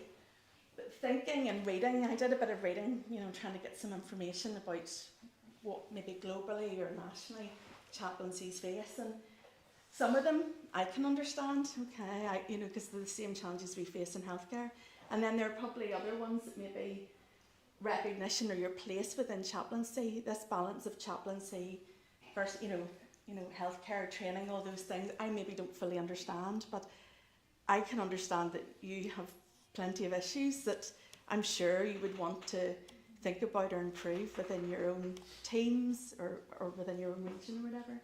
But it's just interesting to think about it and see, maybe in big pictures, and then there's the smaller one as well. So I did a course in Belfast Trust to learn about quality improvement. We did a project as a team, and I got real interest. So I was really lucky then. There's a fellowship you can do in Scotland. So I applied and got a place and went and did that. And then for the last 5 years, I've been teaching in Belfast, helping groups. We take groups through projects, we mentor them, we take them through each step of the way, as well as continuing to do projects with the teams that I've worked with. And we've done different things. We've improved monitoring, which meant that the nutrition we were giving was safer for every patient. We were able to scale that to other wards as well, so it wasn't just our own patients. We were able to make sure the standards were equal for everyone. In terms of infection, I told you about infection. You know, one of the things I feel really important is that often it's a bad system. Okay, people can have human error, but you need to remove blame. You need to look at your process and understand what's going on with it.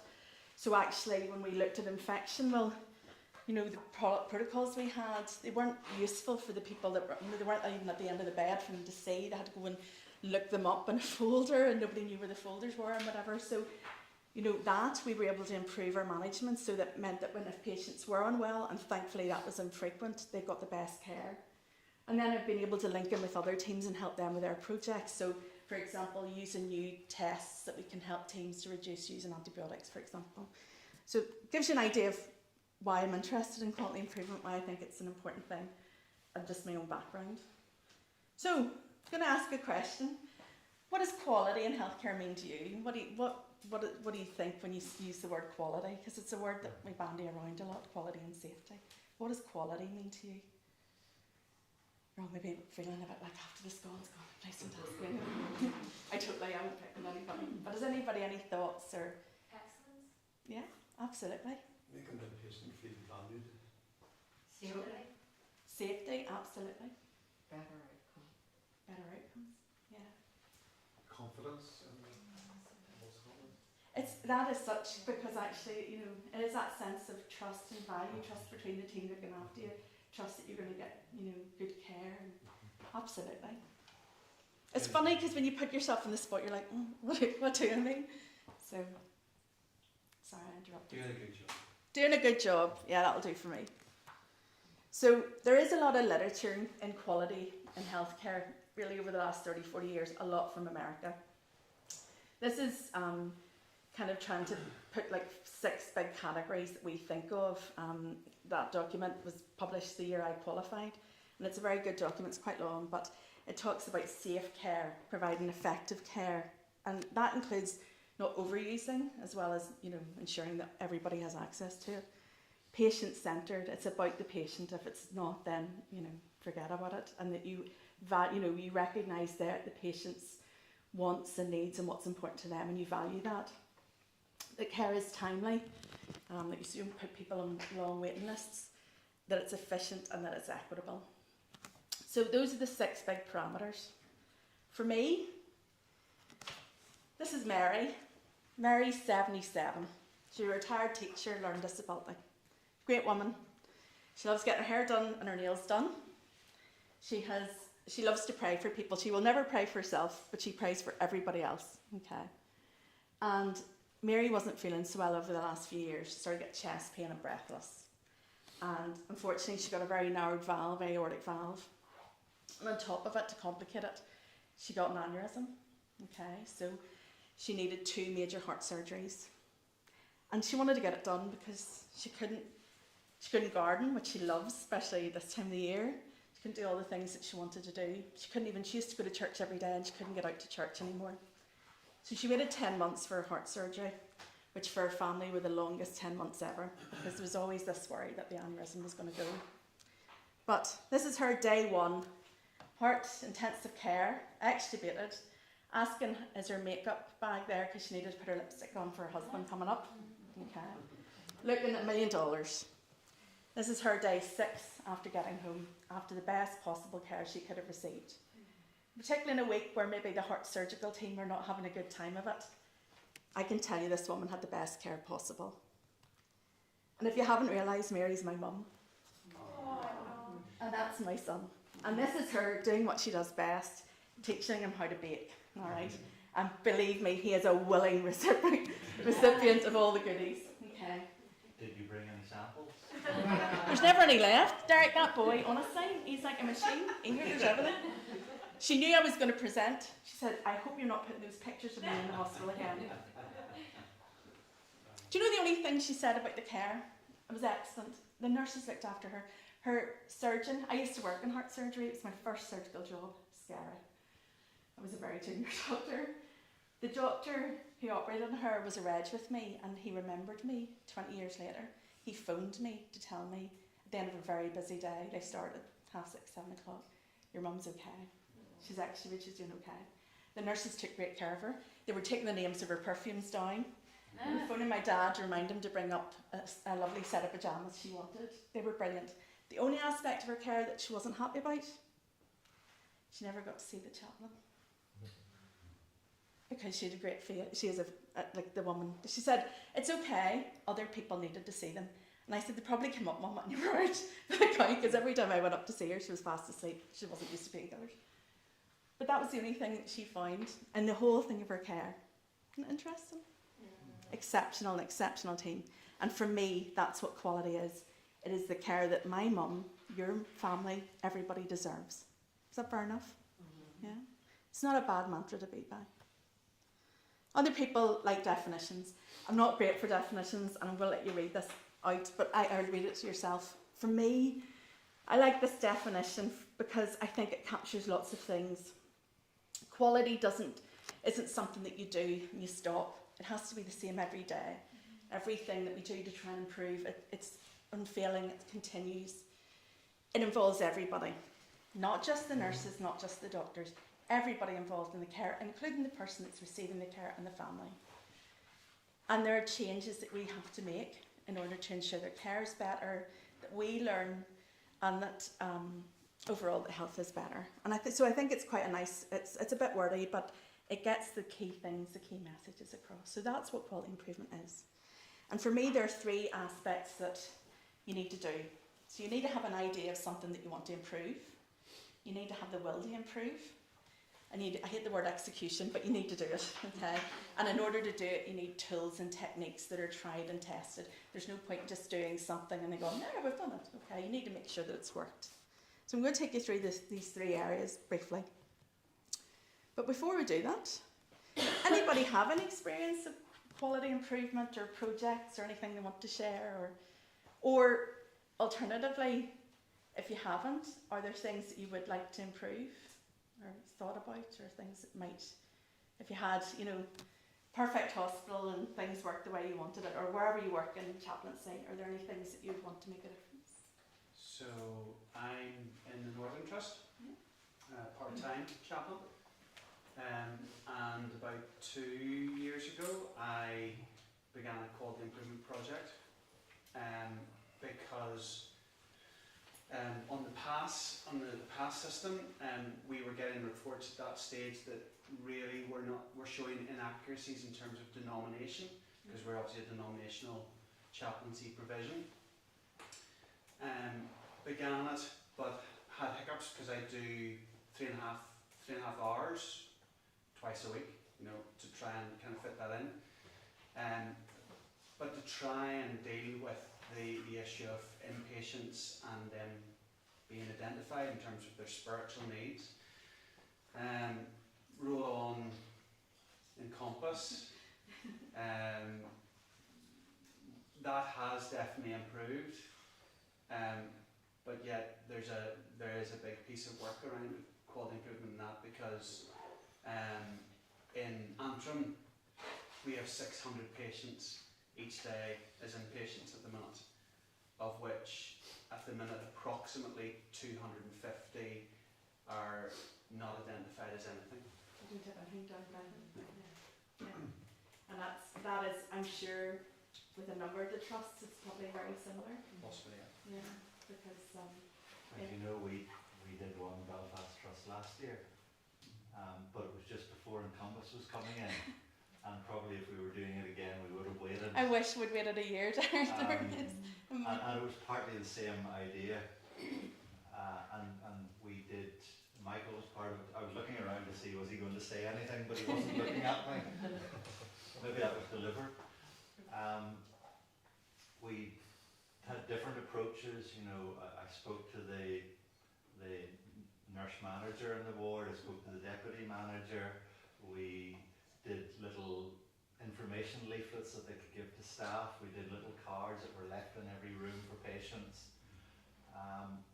And yet we discovered after it all, the most important thing in gathering patient information was the relationship with the admin person. It had very little to do with the nursing staff.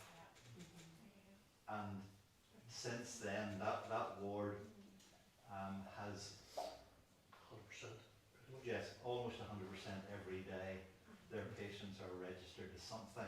They might be registered as no religion, but at least there's a designation, and that the person who manages the admin in that area now manages admin in several other floors, and the floors that she manages admin for, their percentages for recording have also gone up dramatically. So our next stage is trying to get a meeting then with the admin managers who manage the other floors to see what is it that this person is doing that they're not doing, and how can that then be transferred across, because our numbers of patients have gone up dramatically with Encompass, because more are being recorded as something. We still go to those who are recorded as no religion and blank, but we also have a humanist volunteer who goes to those who are blank. So it has been an improvement, but it was building the relationship with the admin manager was the more important. And was it your project that showed you that there? I suspect we knew that beforehand, but at least it gave statistical evidence to show it. Demographics within the Royal anyway have gone from the day that Encompass went live, a third of patients were recorded as something, to now it's probably sitting at around 80%. And it's the ward clerks, remembering their name, talking to them, thanking them for doing what I call spiritual triage. And if they're not doing it, they go, "Thank you, am I meant to be doing this?" And then, but it really works in the fact, remember their name and thank them, and it's night and day. I work in South Eastern Trust, and one of the areas that I work in is palliative care. And one day, one of the consultants in palliative care said, shortly after I had started, so it was a few years ago, he said, "Vivian, how are you going to audit your service?" And I thought, how am I going to audit my service?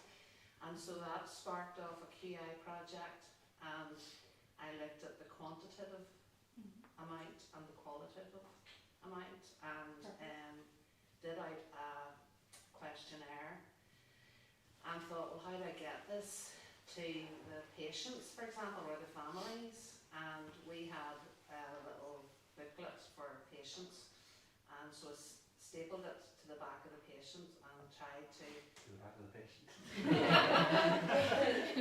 the back of the patient. Walking around, what's going on here? I know the staples weren't too comfortable.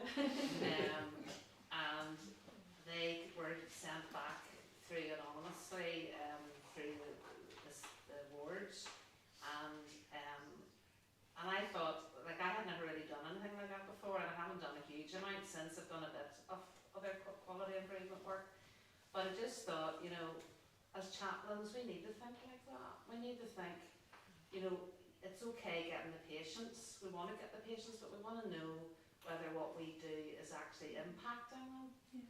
So it was quite an exercise just to learn from and to do, and it sparked off then doing something within ED as well for staff support. And so there's been different wee bits and pieces of QI, and another wee bit with each palliative team on the ward has a link nurse, and we did the same sort of questionnaire thing for the link nurses, so as to how they understood. So it's very interesting, but it's getting that thought process, you know, of what you're going to do, those three things, and how you're going to do it is quite a challenge. I find. You're absolutely right. It's Viv. Yes. Thank you. The answers are in the room. I could actually leave now because Johnny and Derek and Viv have covered lots of different things you've learned, things that are important with quality improvement, and challenges too, and the different aspects. And I'm so glad that you said about qualitative data. We will come to that too, because I think that's really important in chaplaincy for lots of reasons. So, if you're looking to find projects, these are some of the ways that I would, if you know, most people can come up with a project, okay, they've got one in their head. I'd love to sort that out. Pebbles in your shoes, so documentation, for example, if that's a repeated issue or whatever, those are the things. I would sometimes make a wee note of things, I'd love to do something about that, and then put them in them, and I'm like, right, I need a new project, and I look through and go, oh, okay. Collaborating with teams, so palliative care, ED, you know, different teams that you link in with. You know, you might find that they have a project, and actually there's a lot that you could input in as well, because it is very hard even just to start a project yourself sometimes, and sometimes it's good to do a project with a different team or to be involved with it to kind of see how it works, how it runs, do you know what I mean, and the challenges you face. We would use a lot of examples of learning from excellence and looking at things when it's worked really well, because trying to understand, well, why did it work so well in that environment? Why is Derek's wards, why are the wards in that area working well? Well, he knows the answer, it's the administrative staff. But looking and seeing patterns and seeing, okay, and if it's not working so well, can we learn and can we get ideas of improvement from those areas? As well as learning from areas, I mean, that's very important from healthcare. You know, a lot of, you know, if you look at errors and complaints and how much of it, you know, so many of them have relations to communication, okay? You would know that as well. I mean, if you're even speaking to patients and seeing them, you'll know that if somebody's had a difficult, so much of it is about how we communicate and how we don't sometimes. And again, it's not about blame. One of the important things is sometimes when you've had a near miss, because if a system has allowed something to happen or nearly happen, that a patient's nearly come to harm, or, you know, had a difficult experience, how do we prevent that happening in the future? So those are some of the ways that we find our projects when I'm chatting with teams, trying to get to the why or what it is they really want to do. Building the will. For me, this is a huge part of it, because if you don't have people behind you wanting to help and do the project, you know what, it won't happen. So the reason quality improvement people thinks a bit weird is there's some really interesting terminology, and I've tried to keep that to a minimum. Edward Deming was a big guy in industry and manufacture, and he's just, all his quotations are littered. If you ever go to a QI conference, half of them are all Deming's quotes or quotations. But basically this lens summarises what we do in quality improvement. We shine a light on an area and we look at it. Derek's probably having memories back of going to the workshop going, oh, that course again, and all the run charts and that. But there are 4 areas that you need to consider. You need to look at your system. What is happening with your day-to-day work? Not what you think is happening. So many times we assume that we know what's happening, we actually don't. So for example, you know, in terms of referral, we think the nurses make the referral, but actually it's the administrative staff that makes sure that the documentation is complete. You need to have a theory of the quality improvement knowledge. You need to use some kind of model and understand what it is you're trying to do with it, and there are different rules that we follow with the data. Variation is the data. You need to measure something to see, you know, if I'm trying to improve documentation, I count the number of patients that have documentation in that ward every week, every month, to make sure I can see. So Viv's making sure the quality, the work that she's doing, the feedback, whatever she's getting data, and she's looking to see, is it making a difference? And then the final thing is human behaviour, psychology of change. And I think this is a huge part in any kind of improvement in anything we do. We don't have lots of additional financial resource because it all gets mopped up very quickly. But we have people. We have people, and we have the best people in abundance. And we are living in interesting times right now. But there are things that you can see and you can learn from what we see in society. People make change, social movements, okay? A number of the things that have happened throughout time haven't happened because of resource, or you know, people didn't come from, some things came from the top down. But if you think about movements where, you know, general public and communities have changed things that started from the bottom up, it often starts with a story or one event. If you think of the modern equivalents of social movements, things like Me Too, Black Lives Matter, which are global things, they started with 1 or 2 incidents where people got motivated, they were invested, they felt they wanted to do something different. Now, you could say, okay, that's grand. If you're talking about a quality improvement project in the trust and it's small.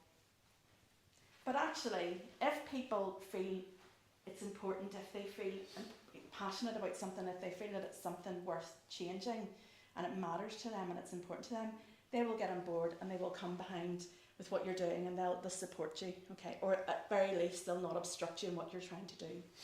So, you know, we have the best people in healthcare, and absolutely I would say the creme de la creme, perhaps maybe it's the chaplains, I don't know. But, you know, you can make a difference, you can make change if you want to. There are problems, though, I will come to that. There are a lot of documents coming out about this and about how you motivate people within healthcare to change and want to improve things. I was lucky to hear, this is the IHI's, the Institute of Healthcare Improvement. They do a lot of stuff about quality improvement from America. And Kit Hilton, who's a psychologist, did this document. She's one of the co-authors about how you change. So it's this idea of agency, that you have the power, but you also have the courage, you know, the willingness and the emotion that you want to make change. And it sounds a bit weird, but actually I think you would understand what I'm getting at. You have to be motivated, and you have to get people motivated too. Not everybody will want to change, okay? I have always done things this way. Why are you asking me to change? Okay, absolutely. There's nothing wrong with that, okay? Roger's a doctor curve, we all lie in different points, okay? So, if you ask me in quality improvement, you know I'm the little excitable innovator over here, okay? If you talk to me about AI in healthcare, I'm over this side, I'm not convinced, and I want all the evidence, and even then. And that's okay, you will lie in different parts depending on what it is, okay? Some people encompass over here, some people over here, it's fine. You have to recognise that, because some people will want to have the evidence behind what you're doing. Some people will want to see data. Some people will always stay over this side, and that's okay too, because if everybody is nodding in agreement and nobody challenges things, then you miss important things that you might miss if everybody's in agreement. So don't ignore the critics either. But it's important to understand that it's okay, everybody will lie somewhere in this line depending on what you're doing, to respect it and to learn from each other and think, how can I, you know, I'll take their feedback on board, and what can I show them that this is a really worthy thing to do, or it's going to work, or it has improved things. Another key thing that I have, let me see. Yes, I'm not moving from this slide. It's really interesting when you read about innovation in manufacture, in business, in healthcare even. We all think we make decisions with the head. And a lot of the time we do.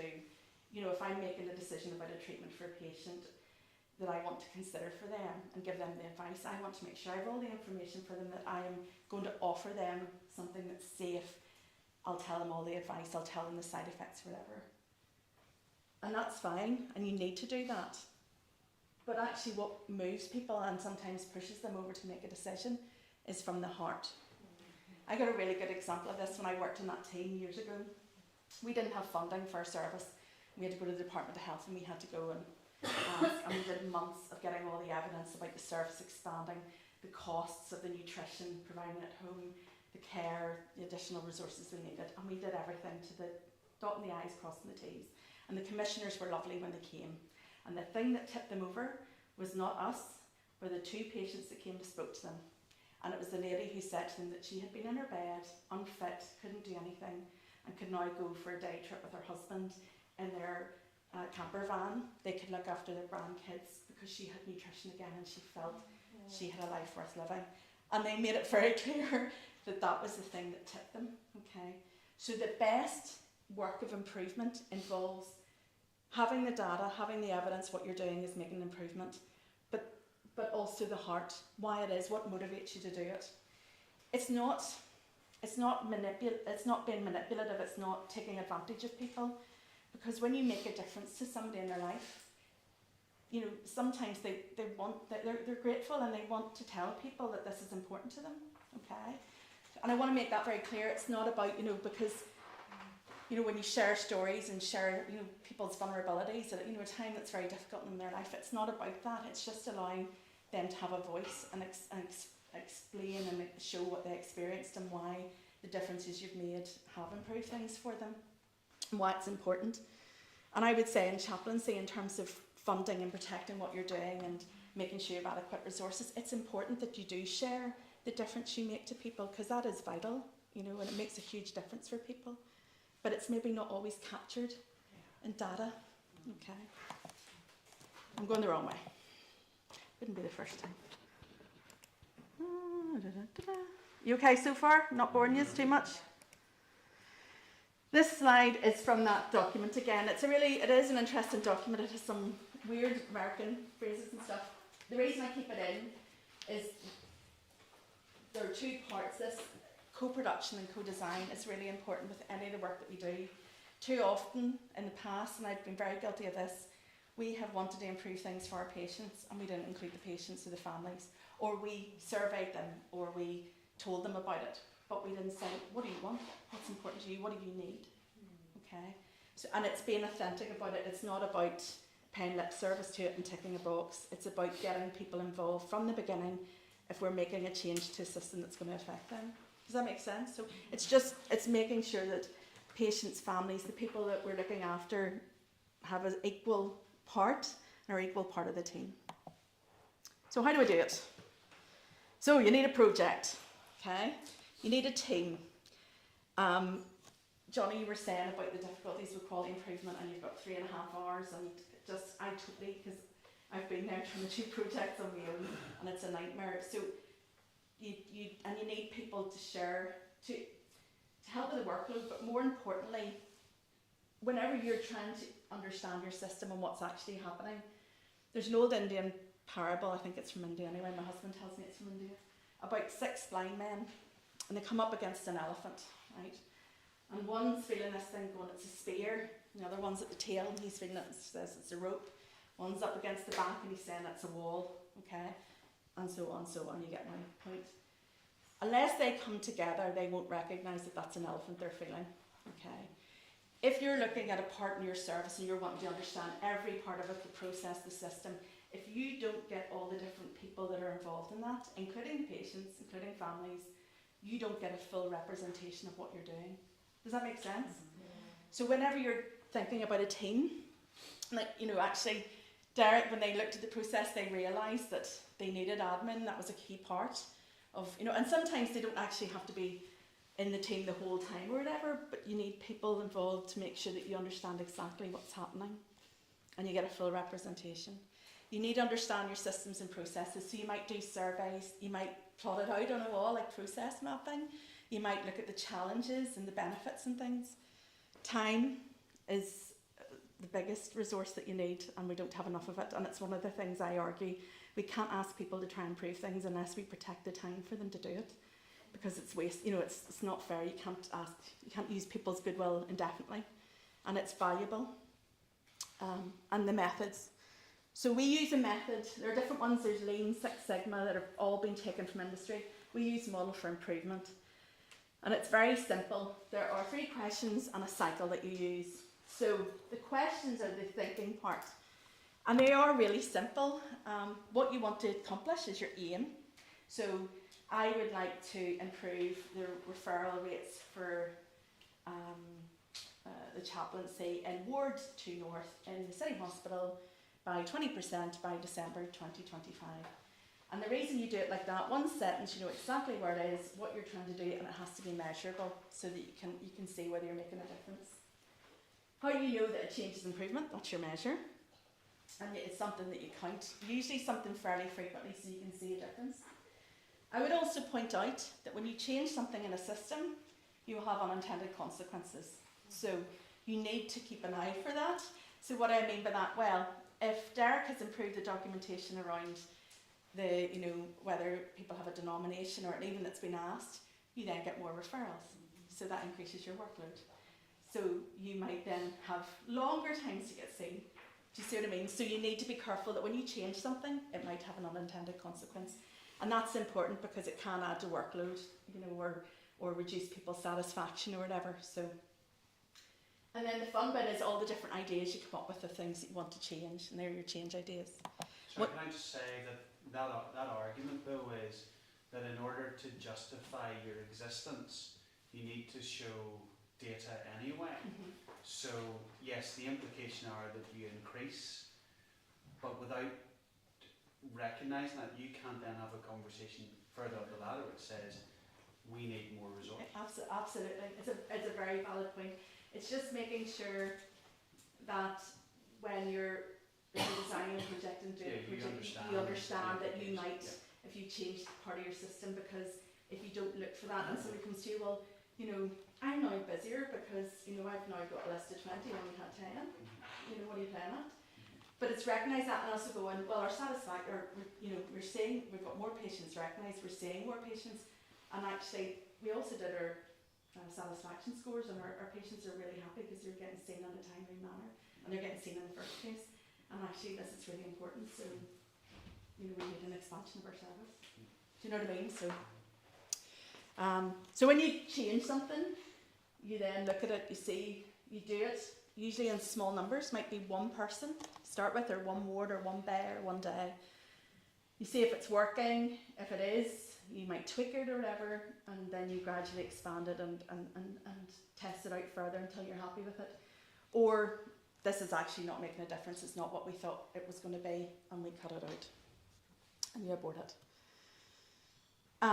Data.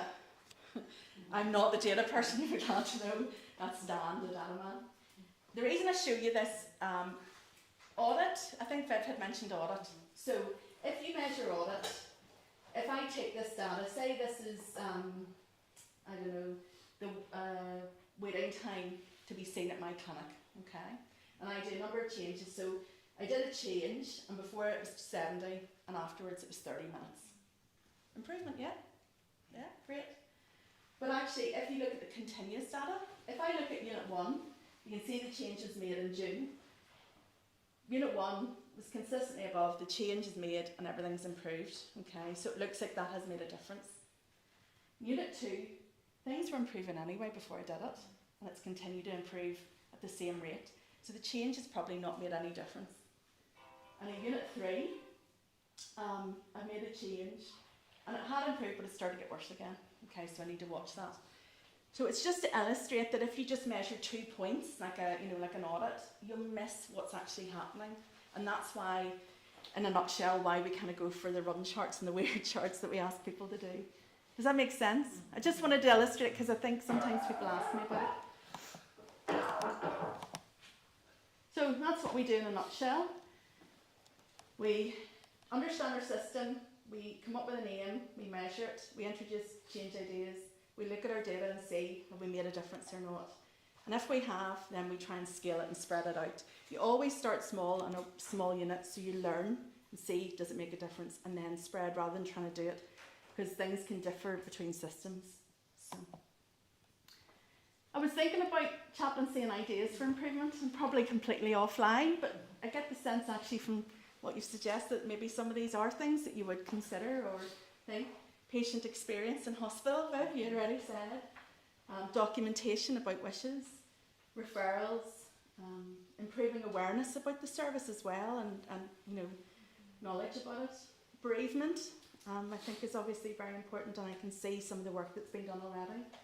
And also staff, experienced staff. There's a lot about staff morale, enjoying work, and we do a lot. Some of our teams that are picked because we want to try and help staff.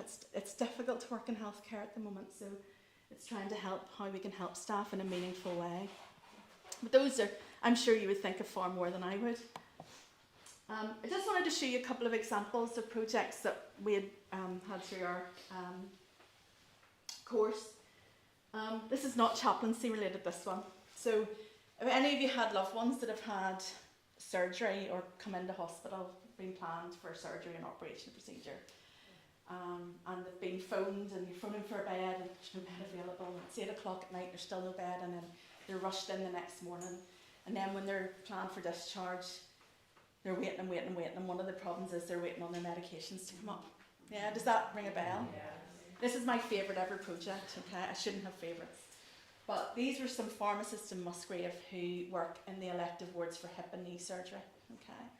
And they wanted to reduce the time for patients for their admission to go through their medications and make sure their medications were prescribed correctly, and the discharge time, okay? Because they were conscious that that was the one thing that seemed to hold a lot of patients getting home.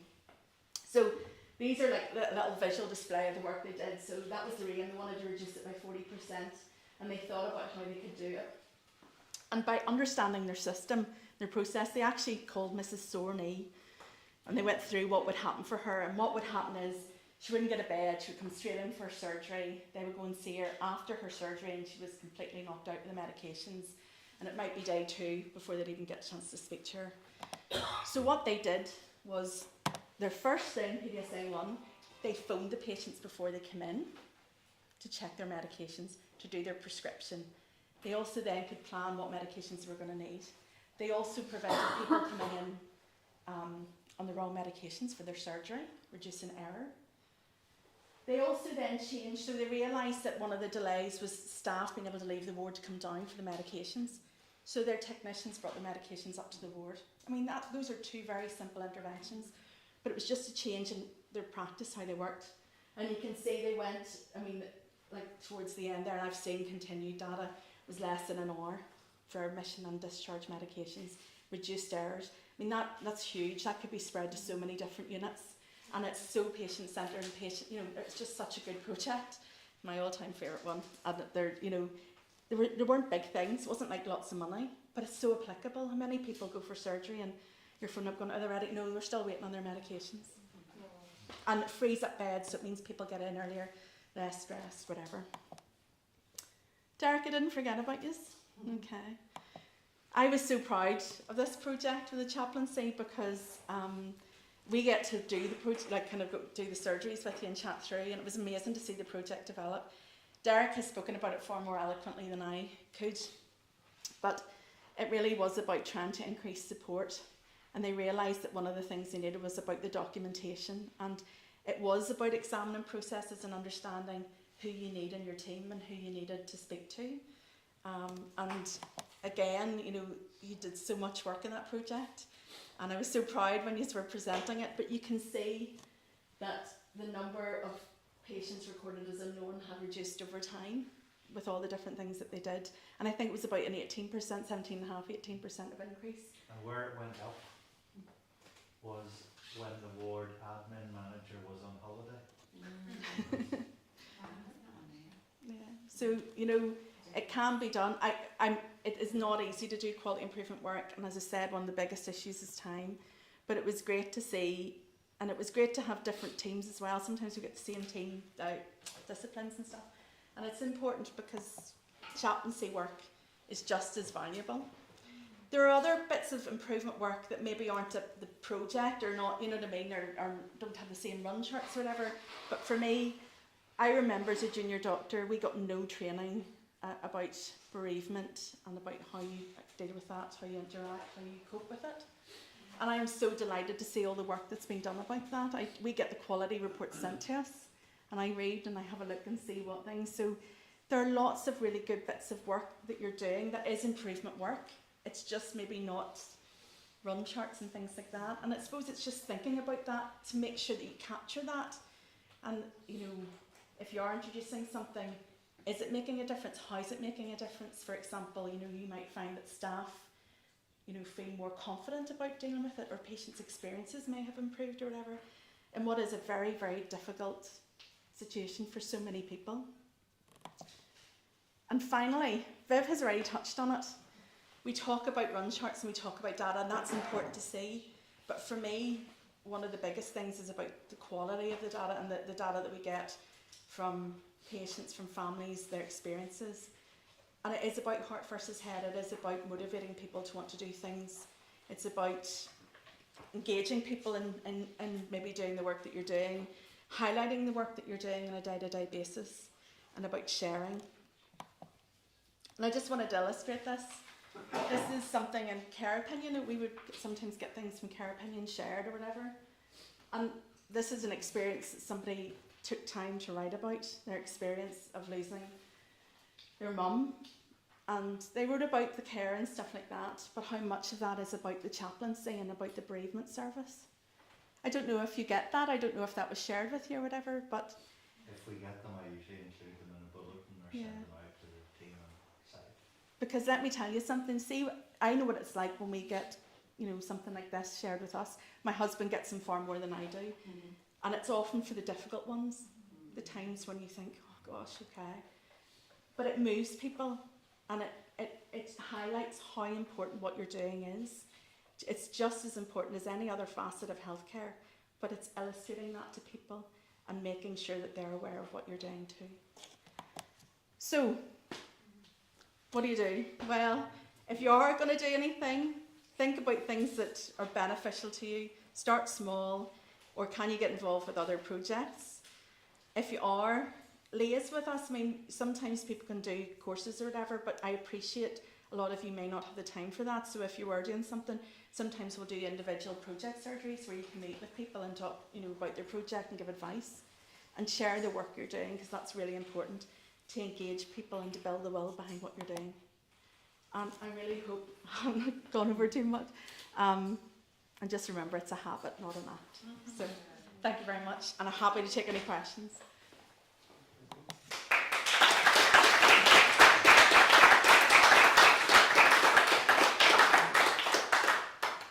So we've got 5 minutes or so, so maybe actually just buzz for 60 seconds with people around you. Any thoughts you've had about what we've heard, and then we'll take some questions.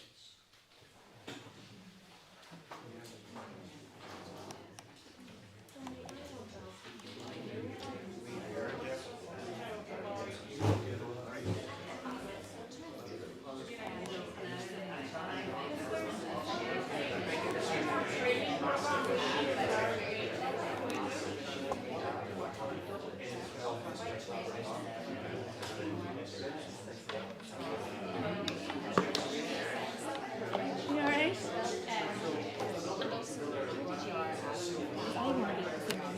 You can do it. There might be a way you can hide your presenter view then, so you just see. I don't know how to do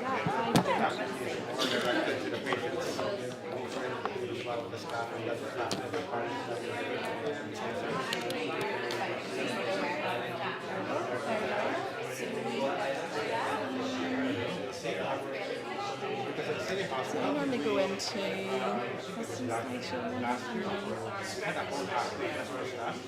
see, it did go into presenter view, but the only thing is whether that. I know the notes, yeah, so you can just say, Your notes should go there. right, yeah, because I don't have them, that's brilliant, and then you just use.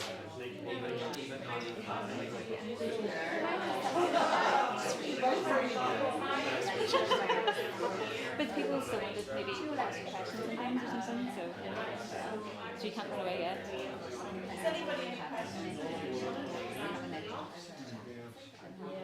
Any questions? I think for Margaret, one of the things that's coming out is commonality and learning from, we have a number of trusts represented here, but how do we learn, and it's a service improvement project in the Belfast Trust, and how that just becomes something that we all can pick up from. Because yes, there's always going to be nuances and differences, but actually, Derek, what has Derek and the team learned from Belfast? How can that be communicated through the lead chaplains to the other trusts, and for senior managers to go, yeah, this is something we should buy into? Yeah, it's a really good point. It's something we're actually pretty rubbish about doing in quality improvement, because there's so many good projects, and I'm sitting talking to our managers and trying. There are opportunities within trusts. Sometimes there are regional opportunities. So, for example, you will have your own meetings and things like that, and educational. So there may be something, if a team has done something they feel is useful to share. You have newsletters, whatever. Within HSC&I, we're trying to see if we can share more of the projects, because to allow people, so if somebody's starting out, they could look and say, well, actually Western Trust have already done a project on this, and what I would like is that they're themed, so there's no reason why you couldn't have something that would share those. And I mean, I can take that back as well, so if you found that was something that would be useful, because I can say, look, bear this in mind, because I've already said I think we should be themed to make it easier, because otherwise you're trolling through years and you're going to be bored, trying to find them. Well, for example, and I'll obviously always beat the drum for the Northern Trust, but we're sitting with 3 whole-time equivalents for the chaplaincy service. Obviously the number of acute sites is not the same as Belfast.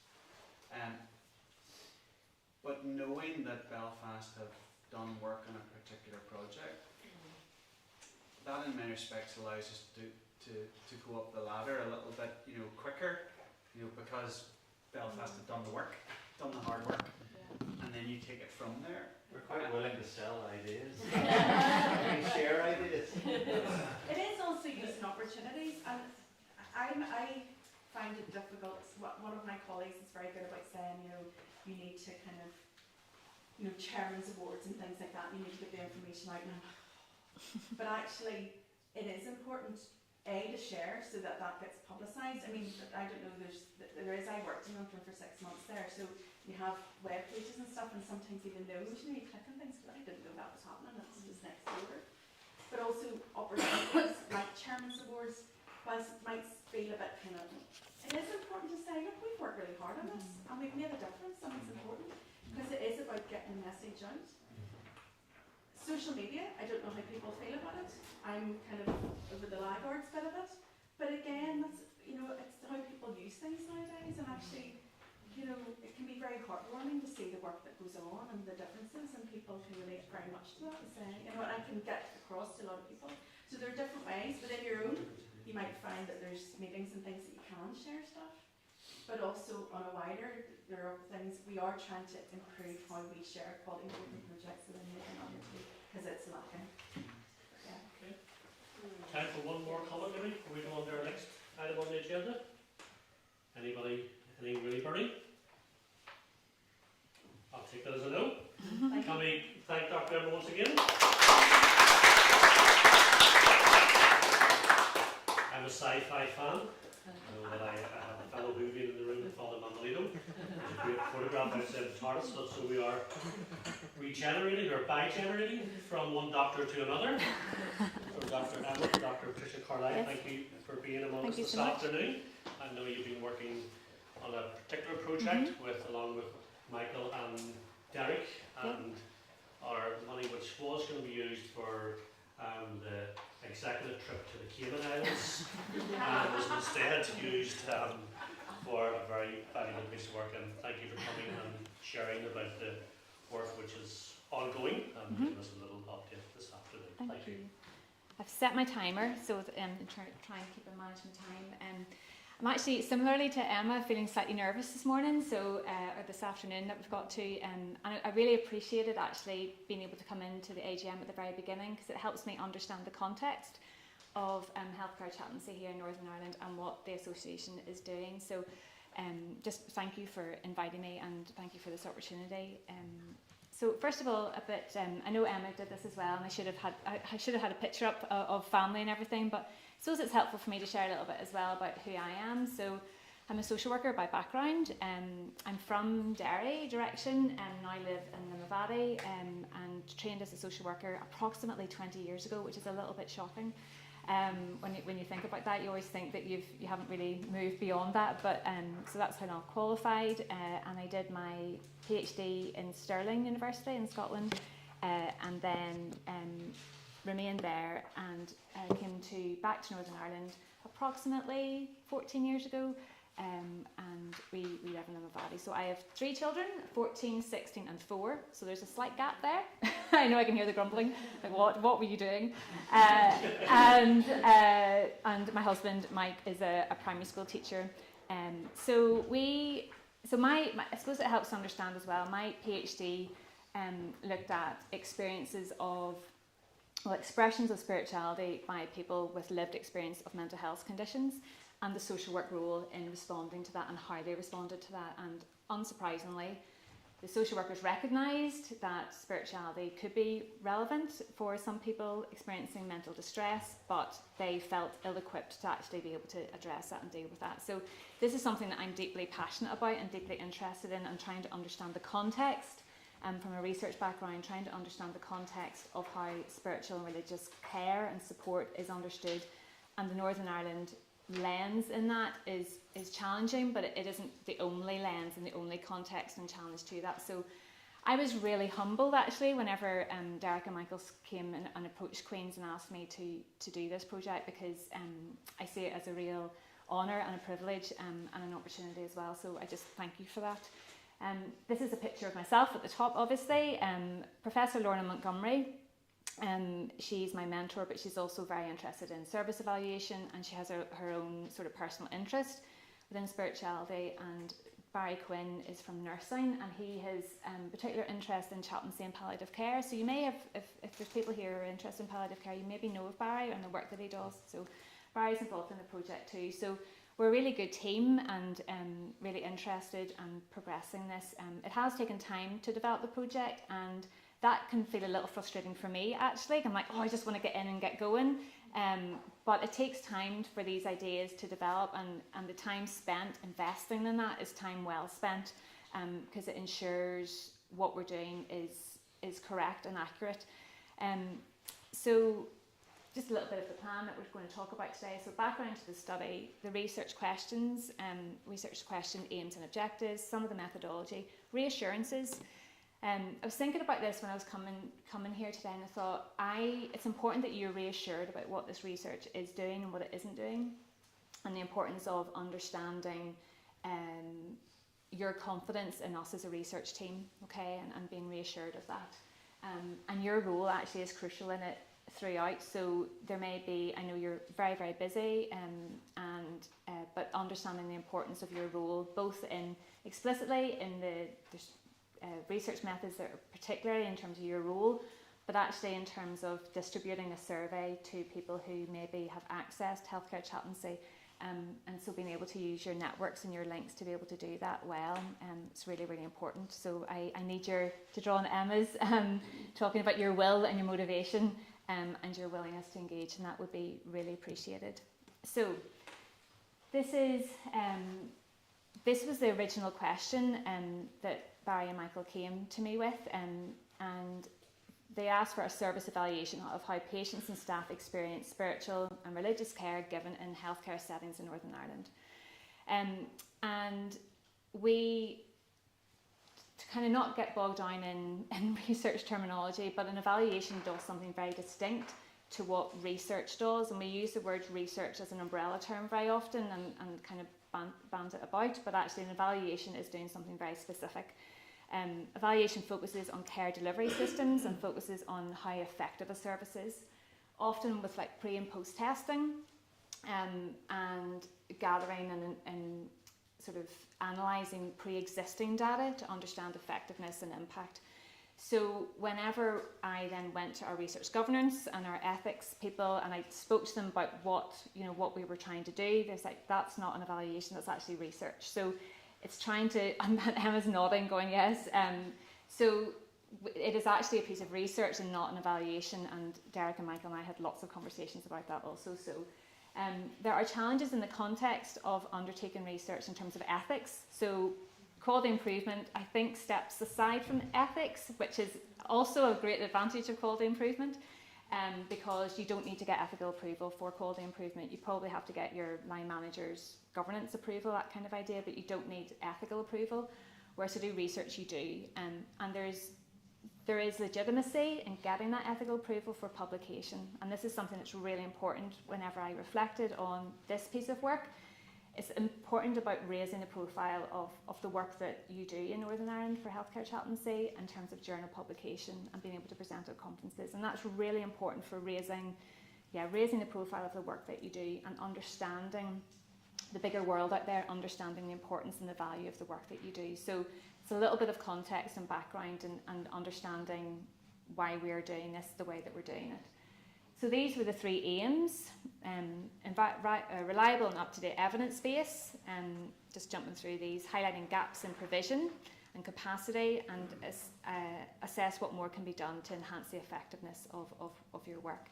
So, and actually, when I listen to what Emma talked about and when I listen to the AGM content, I think these aims are very much in keeping with where you're at the moment as an association and as a profession. I think that's really, really important, and I'm excited about what this research can do and will do, and your support in making that happen.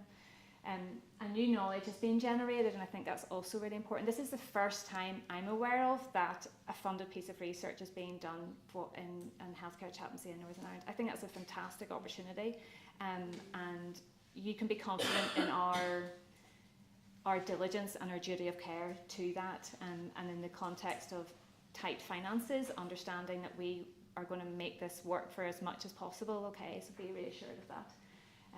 And in the context and the culture as well about evidence-based practice and justifying your existence, if I can put that crudely, it's really important to be able to present that to the trusts, to managers, and say, actually, this is the work that we're doing, it's quantifiable, it's demonstrated, this is what we do, and we are an important part of that in terms of healthcare provision in Northern Ireland.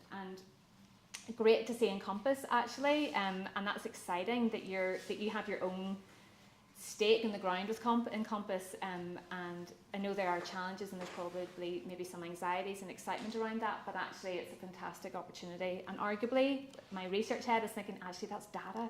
There's more data there to be mined and to be considered. So it's really, really useful and important. So scene setting, some of the talking points. Research shows, and when we look at this globally and in the West, and in terms of Western context, Western healthcare, spiritual and religious care is an important aspect of health. But I think it's sorely under acknowledged. Actually, when I think about my social work training, spirituality and spiritual care was not mentioned, and whenever I think about the degree, it's very much an under acknowledged aspect of health and well-being.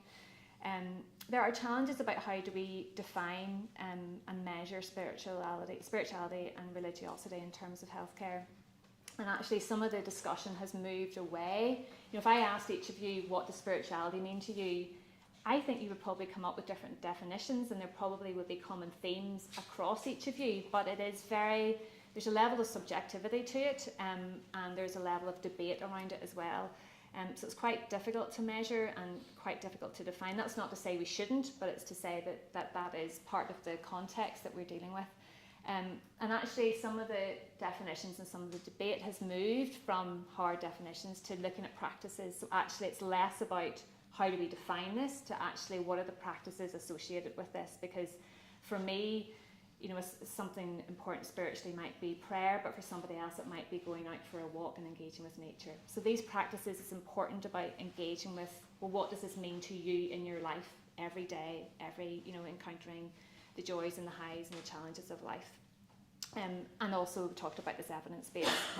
Engaging with the current practice or the current context of spiritual and religious care in Northern Ireland, I think this is deeply exciting and genuinely, because I think because of our context of Northern Ireland, not least because of the Troubles and sectarianism and religion within that whole piece and increased secularisation, that whole, we're into theoretical ideas here. Actually, this study has the opportunity to capture and engage with some of that debate and engage with some of those questions, and understanding when people are in crisis, whenever they are in a healthcare setting, when they are in moments of despair and real anguish and dealing with really challenging life situations and probably an existential crisis, and alongside that, in that moment, actually, you're the people that engage and interact with those individuals. And it's very, very important and needful. I think how we've understood that to date in Northern Ireland has not been, I don't think it has been well engaged with or considered fully in terms of healthcare setting. Obviously, NIHCA have undertaken previous research which is acknowledged and built upon. I love this quote from John Swinton. I know it's very dated, but it's 2000 or 2010. John Swinton is a professor, and I think knows of him. So he's a professor of nursing and theology in Aberdeen University. I had the opportunity to listen to him present, and he's very interesting and a great advocate for spirituality and care. But he talks about naming absences and recognising gaps in healthcare provision to expose some of the ways in which we practice healthcare within a secular and sometimes secularising context. So actually, the role that each of you are doing is you're in a secular context, a deeply secular context, but you are engaging with people in a way that acknowledges their spirituality and actually tries to counteract that secularising that they probably experience within their healthcare setting. So just some of the context piece for the study. Okay, so the methodology, and this is where I've said here, distributing the survey, your important role, because this study will not be successful without your full jump in 2 feet in, okay? So there are 3 points that we will be collecting data.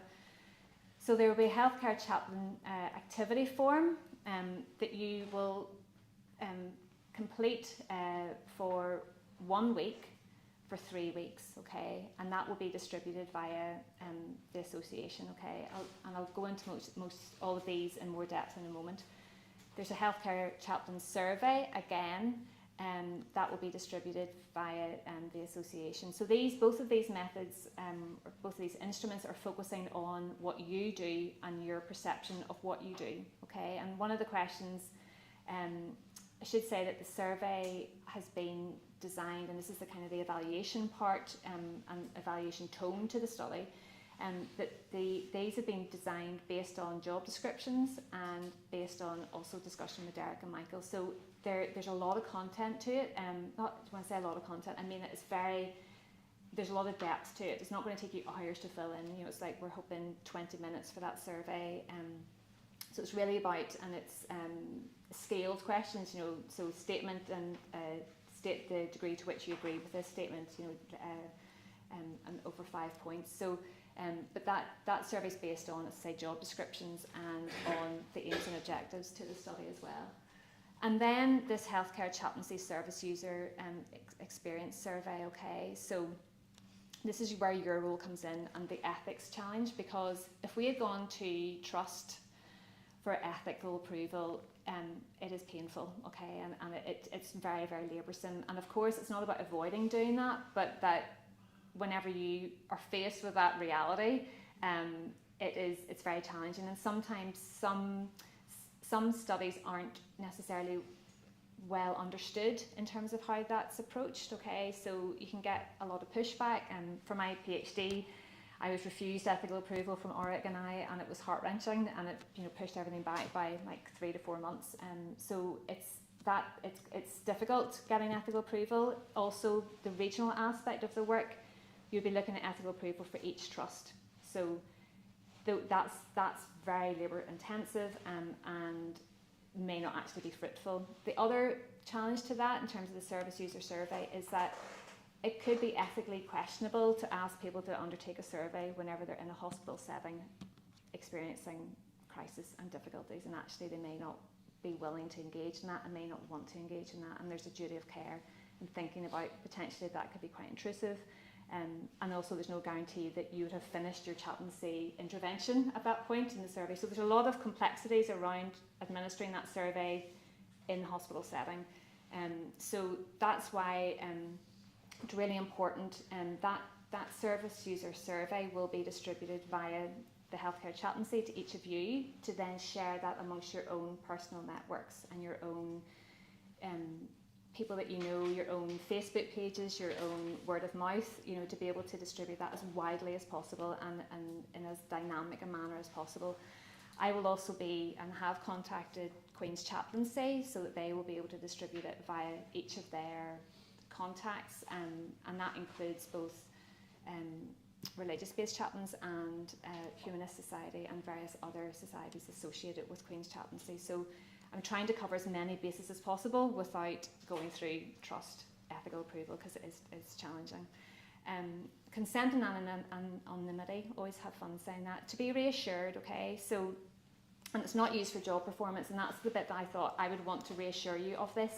Only the research team will have access to the data that is being produced. So your activity form, your survey, and the service user survey, at no point do I ask for your names. At no point do I ask for where you work, and you can be assured that this will not be shared with line managers. It won't be shared even within, you know, Derek and Michael, I speak closely with them in terms of the study, but they're not going to have access to the raw data. So you can be confident that only the research team receive that, read it and look at it and analyse it. And it's not used for job performance, just to reassure you. If that's something that you were thinking about, like, oh, what happens to this data, it is fully protected and treated within the Queen's data protection policy. Okay, am I doing okay? Yes. Okay. I need to keep eyeing my time. Okay, so I'm aware that I sometimes speak very fast, so I try and slow down desperately. So this is a little bit more of the detail.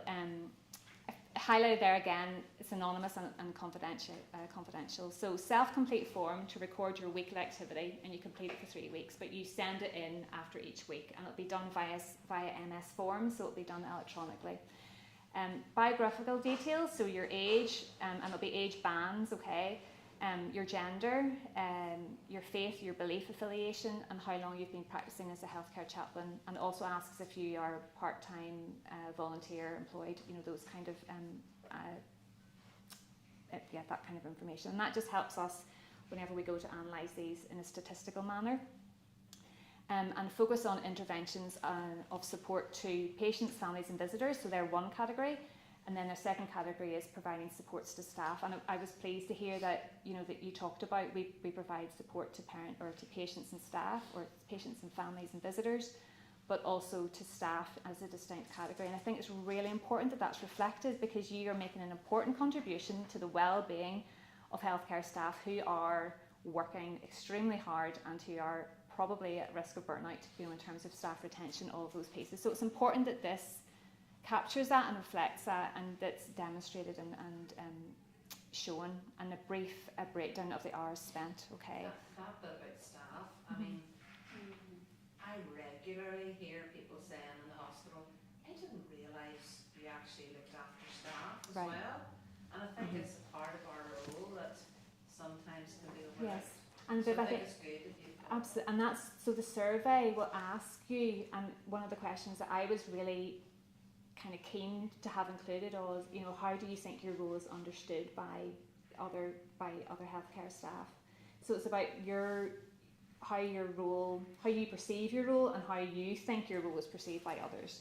And actually, so there's free text responses to throughout the survey. So you'll be able to write, you know, this is this is my response to that. So something like that would be absolutely, you know, you'll be able to contribute that into the survey. So in a way, Encompass emphasises it, because yes. Encompass is absolutely Blatant.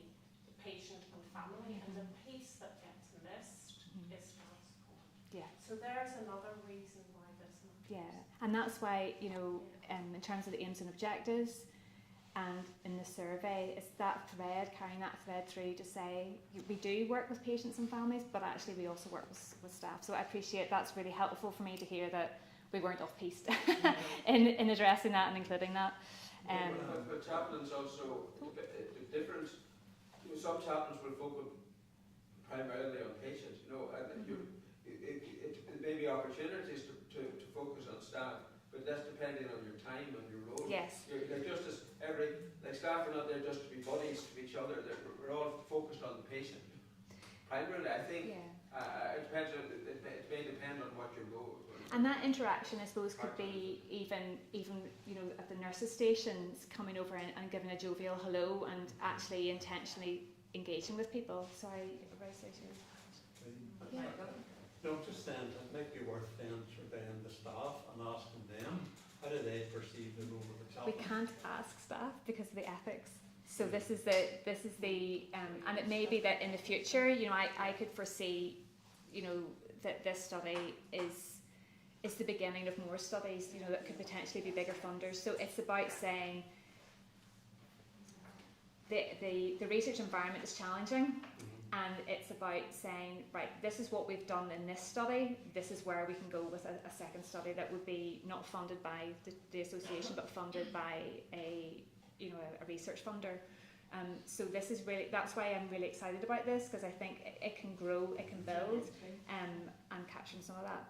You were just saying that the results of a survey with the staff, they would actually learn something. Yes, that could be a quality improvement project. And I'm not. I say that truthfully. You could engage with a quality improvement task with that activity, small scale. But absolutely. But thank you. Okay, and there will be time for questions at the end. But I appreciate the in motion questions. Okay. So, I was going to give you that, but so duration of practice, and I think there's something here about, I'm aware, and when Derek and Michael and I spoke, from ethics and for confidentiality and anonymity, there will be people who are easily identifiable because of those biographical details. So, like you might be the only woman who is working in, I don't know, can't think of something like Church of Ireland. That's a really bad example, but so it's about saying you can be confident about your anonymity and you be confident about confidentiality and be assured of that, and just re-emphasising that, because we don't ask for your names, but you may be thinking, if I fill this in, they're going to know exactly who I am, and that's okay, because we're the only ones handling that, and I won't go, I don't have a list of all the chaplains' names registered, there's no cross-checking. Okay, so I think I've laboured that probably enough. So I just thought this would be useful to show, and again, this is still the activity form. So this is a breakdown of the intervention types, okay, and you could make a really exhaustive list, but if you make that too exhaustive, then you can't, it's analytically useless in terms of your description and your statistics. So just trying to break that down in meaningfully, and again that was based on talking to Derek and Michael, but also looking at existing research that has been done, that's been published. And important to state, an intervention can be a visit, a ritual, a phone call or a video call. Okay, so it can be anything that you do in relation to your work. So talking to staff up at the table, you could probably see how many staff are there and count those as 4. If there are 4 staff, that would be 4 interventions because you're speaking to all 4 of them at once. Okay, or a phone call that you make, or interaction with family. So I know that this will be, like whenever I was practicing social work and we were asked for these, I kind of grumbled a little bit. I was like, oh, this is so hard. But this, if you can think about the value and the importance of the end game, okay? Think about the end game of demonstrating the work that you do and the good quality work that you do and the depth of work that you do and the amount of people that you engage with and interact with on a weekly, daily basis, and that's what this form is trying to capture.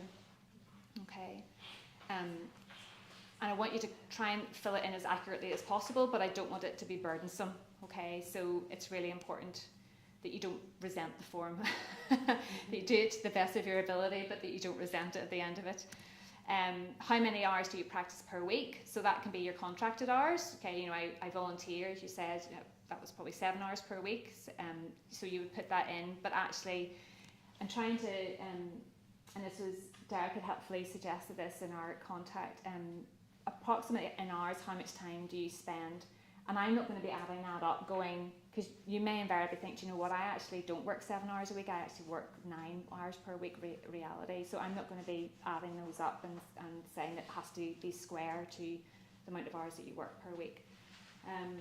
Contact with patients, family care, staff in the hospital or hospice are separate, and then administration. Again, administration has become such an important part of all of our jobs, so it's important again that that's reflected.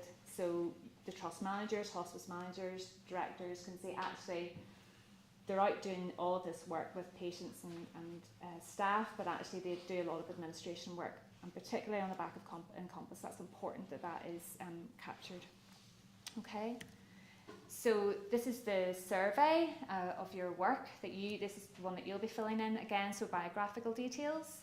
And these are the themes that are captured within the survey, okay? So value effectiveness of healthcare chaplaincy, aims and functions of the association, promoting the profession, and how is spiritual religious care understood in healthcare and your experience of that. So I think listening, and maybe I'm entirely biased, but listening to the conversation today, I think these themes are an accurate reflection of what you're doing. And then a series of statements that you declare the extent to which you agree, and free text responses. And I've already said about how these will be distributed. I should say they'll be distributed via the association, and you know, to try and encourage. It's important. Just your role and importance of actually undertaking that would be greatly appreciated, and try and reach. I think, did we say 91 before, Derek? Was that how many chaplains are with the association? I'm not sure. 76 members. Okay. But the survey won't just be for NIHCA members. It will be for all who are involved in chaplaincy in any capacity. Mm-hmm. This part of the survey. Yeah. So. And this is, I just thought it'd be helpful to give you a little screenshot of what these are the statements. So the theme is your views and experiences regarding how spiritual and religious care is understood. And then, so that's the statement. Here we see the statement. The healthcare setting in which I work facilitates and supports a culture where spiritual care is seen as an integral part of the care given by staff. And then you would just take strongly agree, disagree along that scale. And then there'll be a free text here. So please provide any additional comments. So this is short of actually interviewing you all, because the amount of time that it takes to interview would not be possible. So this is the opportunity to actually, the free text response is the, your voice and your opportunity to make a statement. And then the survey, the service user survey, again, is anonymous and confidential. At no point do I ask for your name.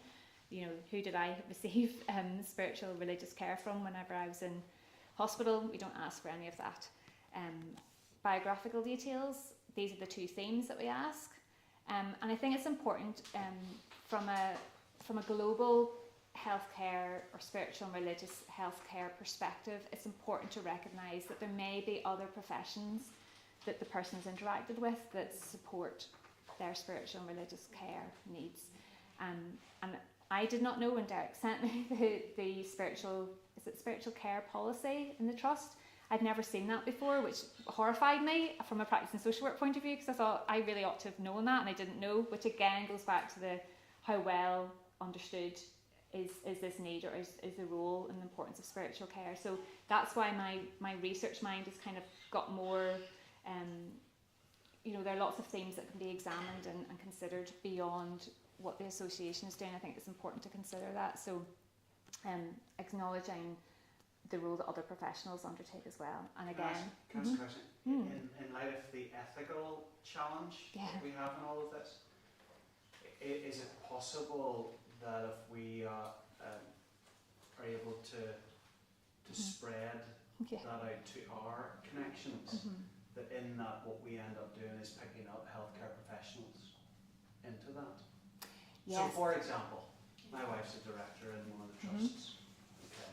So is it right for me to ask It her is. to reply to that survey? You could, yes. So, and this is the part that if you contacted her via her personal email, No, you can't do it through the trust. personal. Personal, yeah, you can do it absolutely personally, and that's why, brilliant question.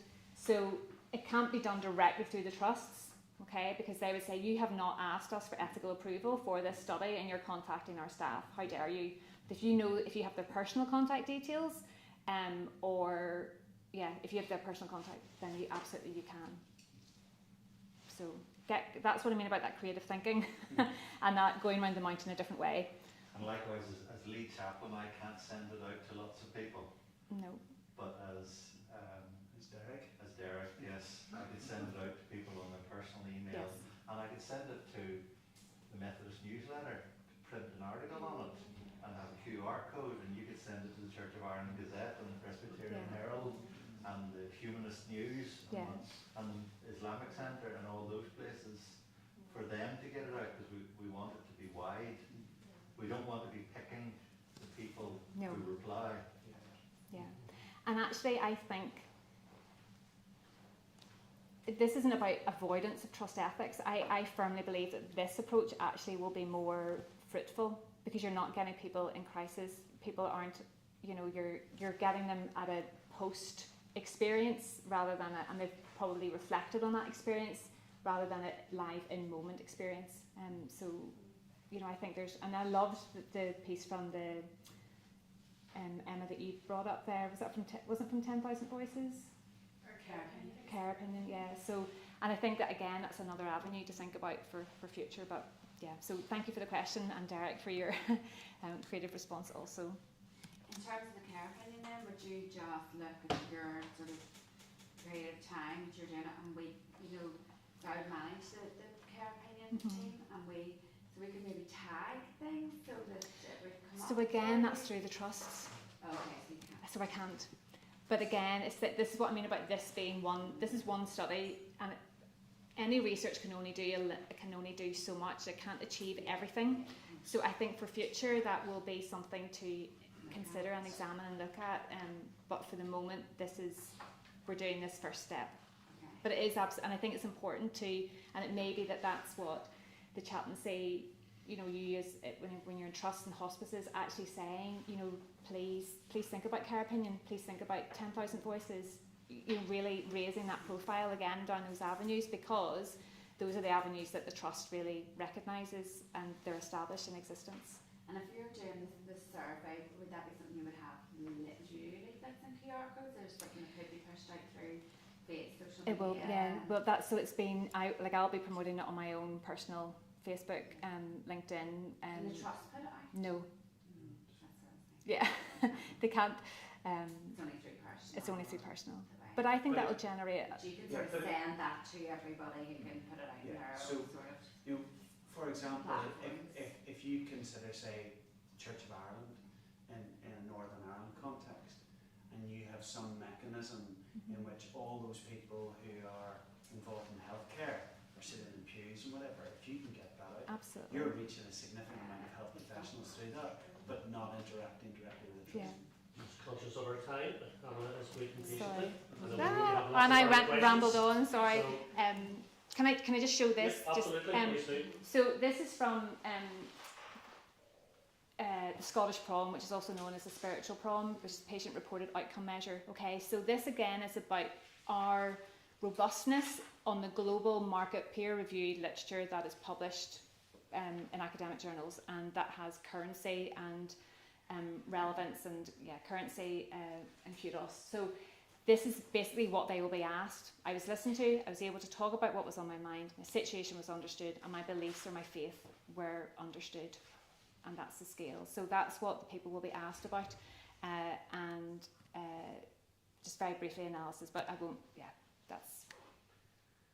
it'll be analysed statistically and thematically coded as well through the free text responses, and we'll be able to garner all that data together and analyse it and present it in report and publication, hopefully for conference and peer review journals. Can I briefly ask, what is the time frame for that initial element beginning? Because I suspect that there's good work that can be done now to prep and promote what's coming.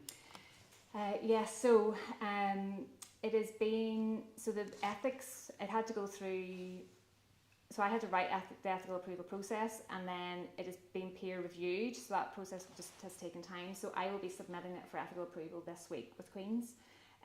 That should take around 4 to 6 weeks, and then it will be, I'll be able to distribute it or send it to yourself. So, but you could maybe come and talk to me afterwards, just in terms of what you're saying about that lead-in time.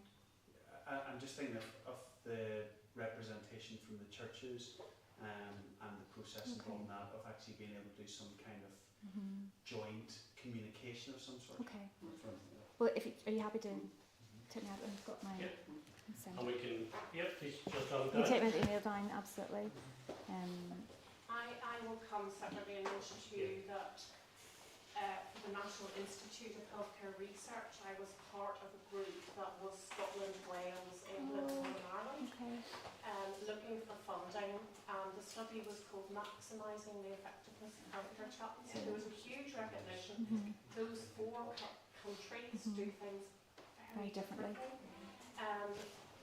We couldn't get NIHR funding, I think, when it was asking patients. I'm not sure where that study is, because I dipped out of it, but I certainly can find out, because that was years of iteration, but that itself, that's an insight into research, and practitioner timescales are different. There'll be a popular table over lunch. So if you have questions, come and speak to me for Dr. Patricia's table. Let's give her a round of applause. Oh, thank you.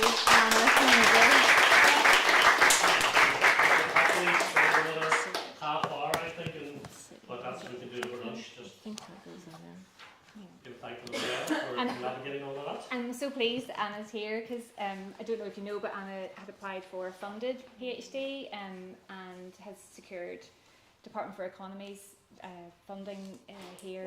Yeah, so I'm so excited. And Patricia's my supervisor. And I'm your supervisor, so it's just been a lovely development. So yeah, just welcome. Okay. Anna, over to you. And we'll take 15 minutes to do this. We're okay for lunch at about 10 past 1, I presume? Are you okay with that? Yeah. Yes. Okay. Anna, over to And you. mine is about 12 minutes. Hey, So if it all works there, it's not coming up. Let me close this. Let's all stand up and stretch. Stretch and Anna do our technical stuff. Let's see. So let's try this now. If you need the bathroom, you can extend the screen. What is that? I can do it without PowerPoint if needs be. Does it drag across there? Extend the screen. So if I do... Let's just do whatever. There you are. Drag So I'll across extend it? the screen, Oh, right, but the only okay. thing is... So how do we... F5. Yes. Boom. Yep, and then if you go to present, Where is that? See is it? it over to the right there? Right over to the right? John Wanacott See says, over here, right over to the right. See. I know I can record on Encompass under chaplaincy service as opposed to pastoral care. See slides. Someone mentioned So earlier, there, yeah. we're listed under pastoral. And then presentation, is it? Or start from the beginning? So if you want to know more about that, contact John Wanacott. No, let's just see. There you go. Thank you, Michael. Thank you, Michael. Cameraman, information technology, director of training. So thank you so much, everybody, and good morning. I didn't even give any time to introduce myself because I sort of thought you would know me. But my name's Anna Burkham. I've been a chaplaincy volunteer now for about 1.5 years with the Belfast Trust and with the Northern Ireland Hospice-ish, and I'm also a student doing my Masters in Chaplaincy and Pastoral Care. And I just want to thank the NIHCA as well for the part funding of my Masters. It's been so appreciative. I've just loved it. I've just loved being in the team and being having the support of everybody. It's been fantastic. I also want to thank Jackie White because it was his initial idea for this research, and I jumped in. I loved the sound of it, and for the hospice too, for the support and the encouragement. And I also want to thank my participants. Some of you are here and you know who you are. Thank you for giving your time so generously to this. So this is my project. It's understanding the spiritual needs of palliative patients who have no, who identify as having no religious affiliation, and insights from chaplains. Because of the ethical thing, I couldn't ask patients, as Patricia's kind of like shown. I'm asking the chaplains. So really, the core purpose of my research is to understand and explore better the spiritual needs of these patients, to reflect on and further support existing chaplaincy practices that already strive to be inclusive, sensitive and responsive. So what does spirituality look like when someone doesn't identify with religion? This question lies at the heart of my research. So I should have had that up, sorry.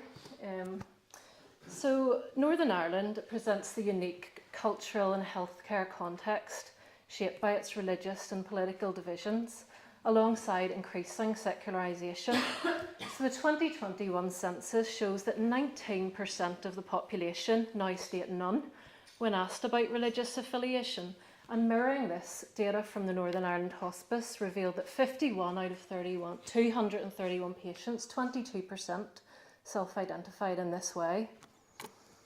My motivation for this research comes from my own developing practice as a chaplain and a review of the existing literature which highlights that chaplains may face interpretive and practical challenges in understanding and articulating the spiritual needs of these patients. So it doesn't aim to critique existing practices, which my findings suggest are already sensitive and responsive, but rather provide further insights that can support and affirm the valuable work already being done, and additionally understanding the implications when spiritual needs are overlooked or misunderstood, such as increased patient distress, loneliness, reduced overall well-being and heightened physical symptoms, which is crucial for holistic patient care. So given the nuanced, personal and existential nature of spirituality, Patricia's already talked about, the qualitative methods I chose were for their capacity to capture the complexity of lived experience. Specifically, I chose IPA, interpretative phenomenological analysis. I'm so pleased to get that out in one, it's hard to say. So this is a qualitative method that explores how people make sense of significant life experiences, making it ideal for this study in palliative care.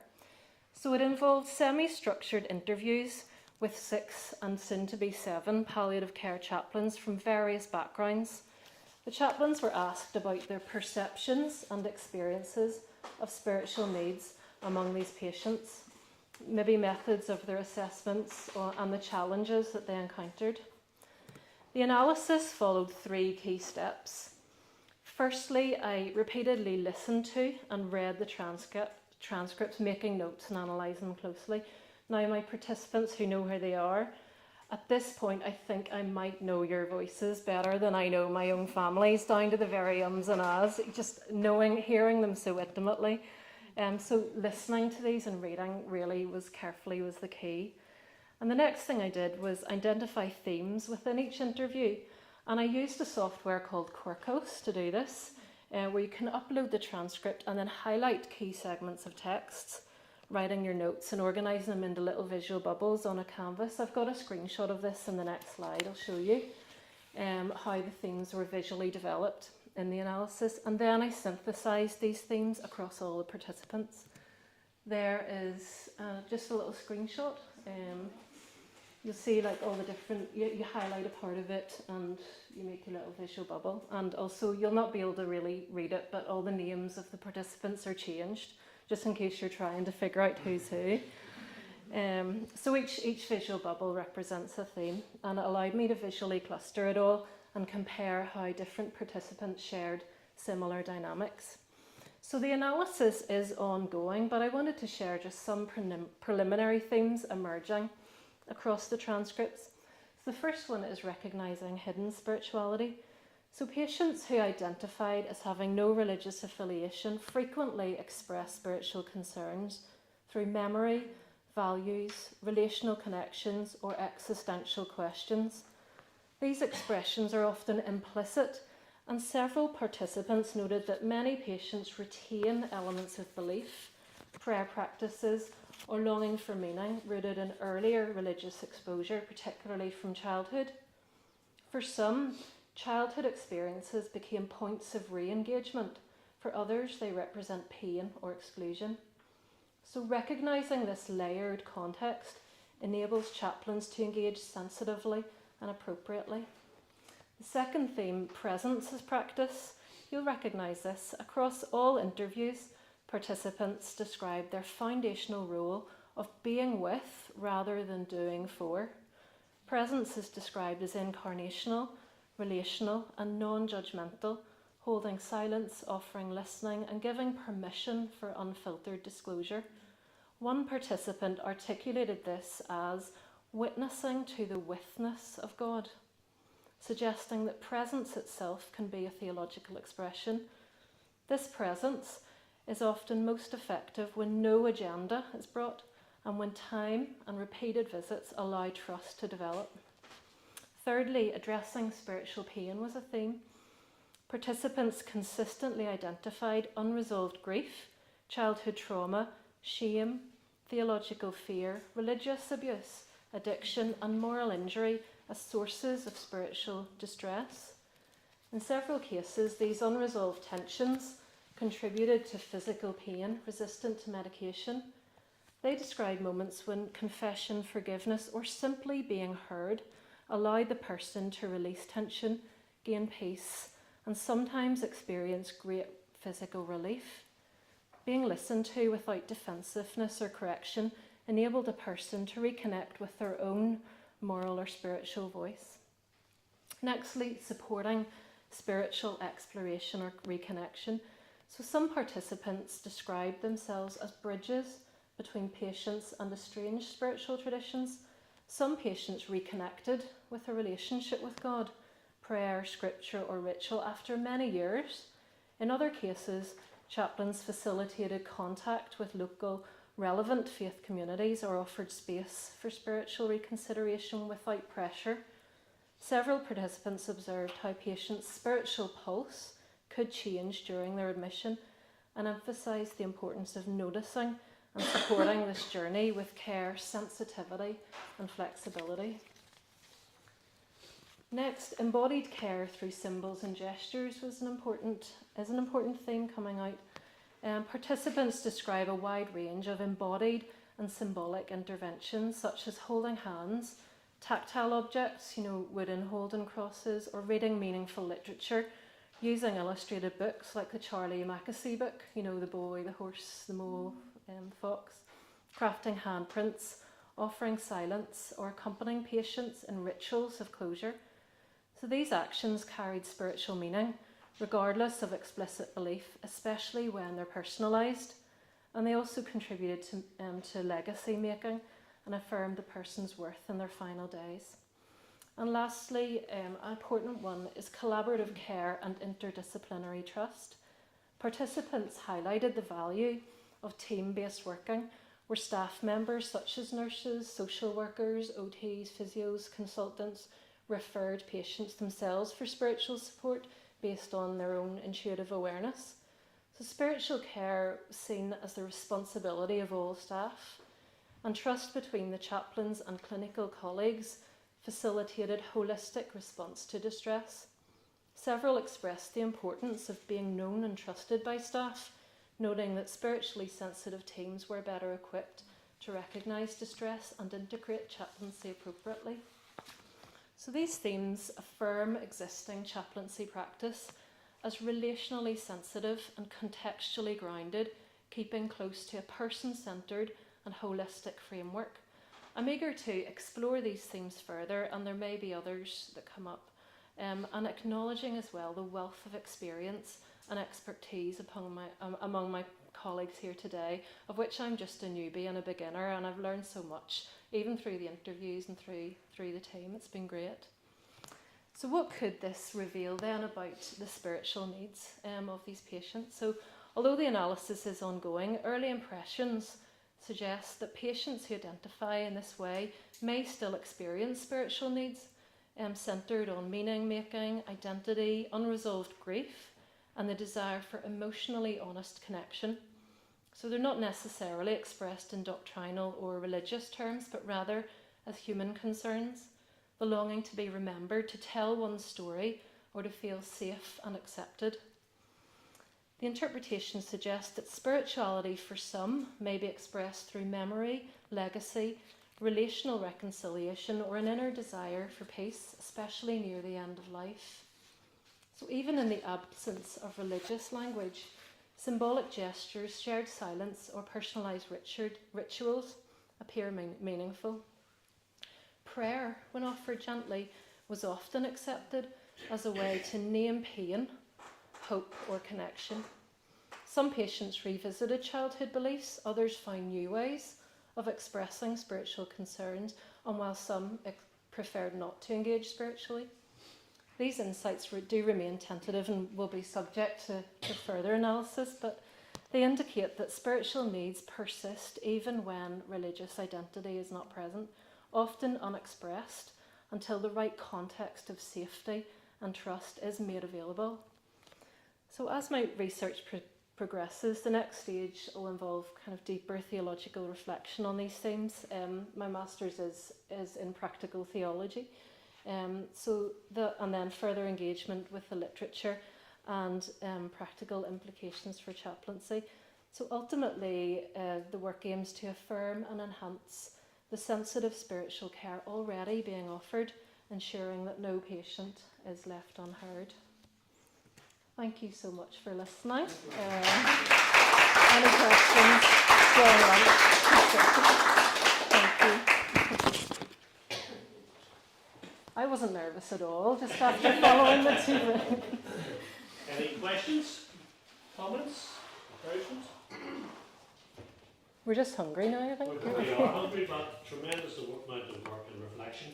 Can I just say, as president, that counts as your 200 word reflection. Okay. So you've justified your funding, okay, by your presentation today, so we can take you off the list and do all that. Thank you. Beautiful the way in which all of the presentations today really have, three of the main presentations have really been one continuous presentation and reflection. Patricia, watch your back. With this one, I think, it's after your job, maybe, so just be careful. Thank you so much. As we prepare to have our lunch, we're thankful for all those who prepared it and conscious of those many people who go without each and every day. We don't have to look too far to be reminded of that, and our thankfulness may cause us to continue to reach out to others. Thank you to all those involved in preparing for today. Thank you to Carolyn and Sana and Michael and Derek MBE. I need to upgrade that to OBE after all your service. But again, just to thank you for all the preparation you've done for today. Enjoy your lunch, and Marie, if I get another phone call, we're hitting the car and you can decide whether you're coming home back to Belfast with me or not. Takeaway. But hopefully while they're doing the garden or so. Any other things you need to say? No, just to say, folks, lunch is in the Great Hall, which is through this door and to the right. There's stalls at the back of the room that lead home. So if anybody would like to take some, please do. Honestly, help yourself. And thanks to those who've joined us online. If you leave our coats here, but you come back. Yes, absolutely. So make your way to your lunch as quickly as you can.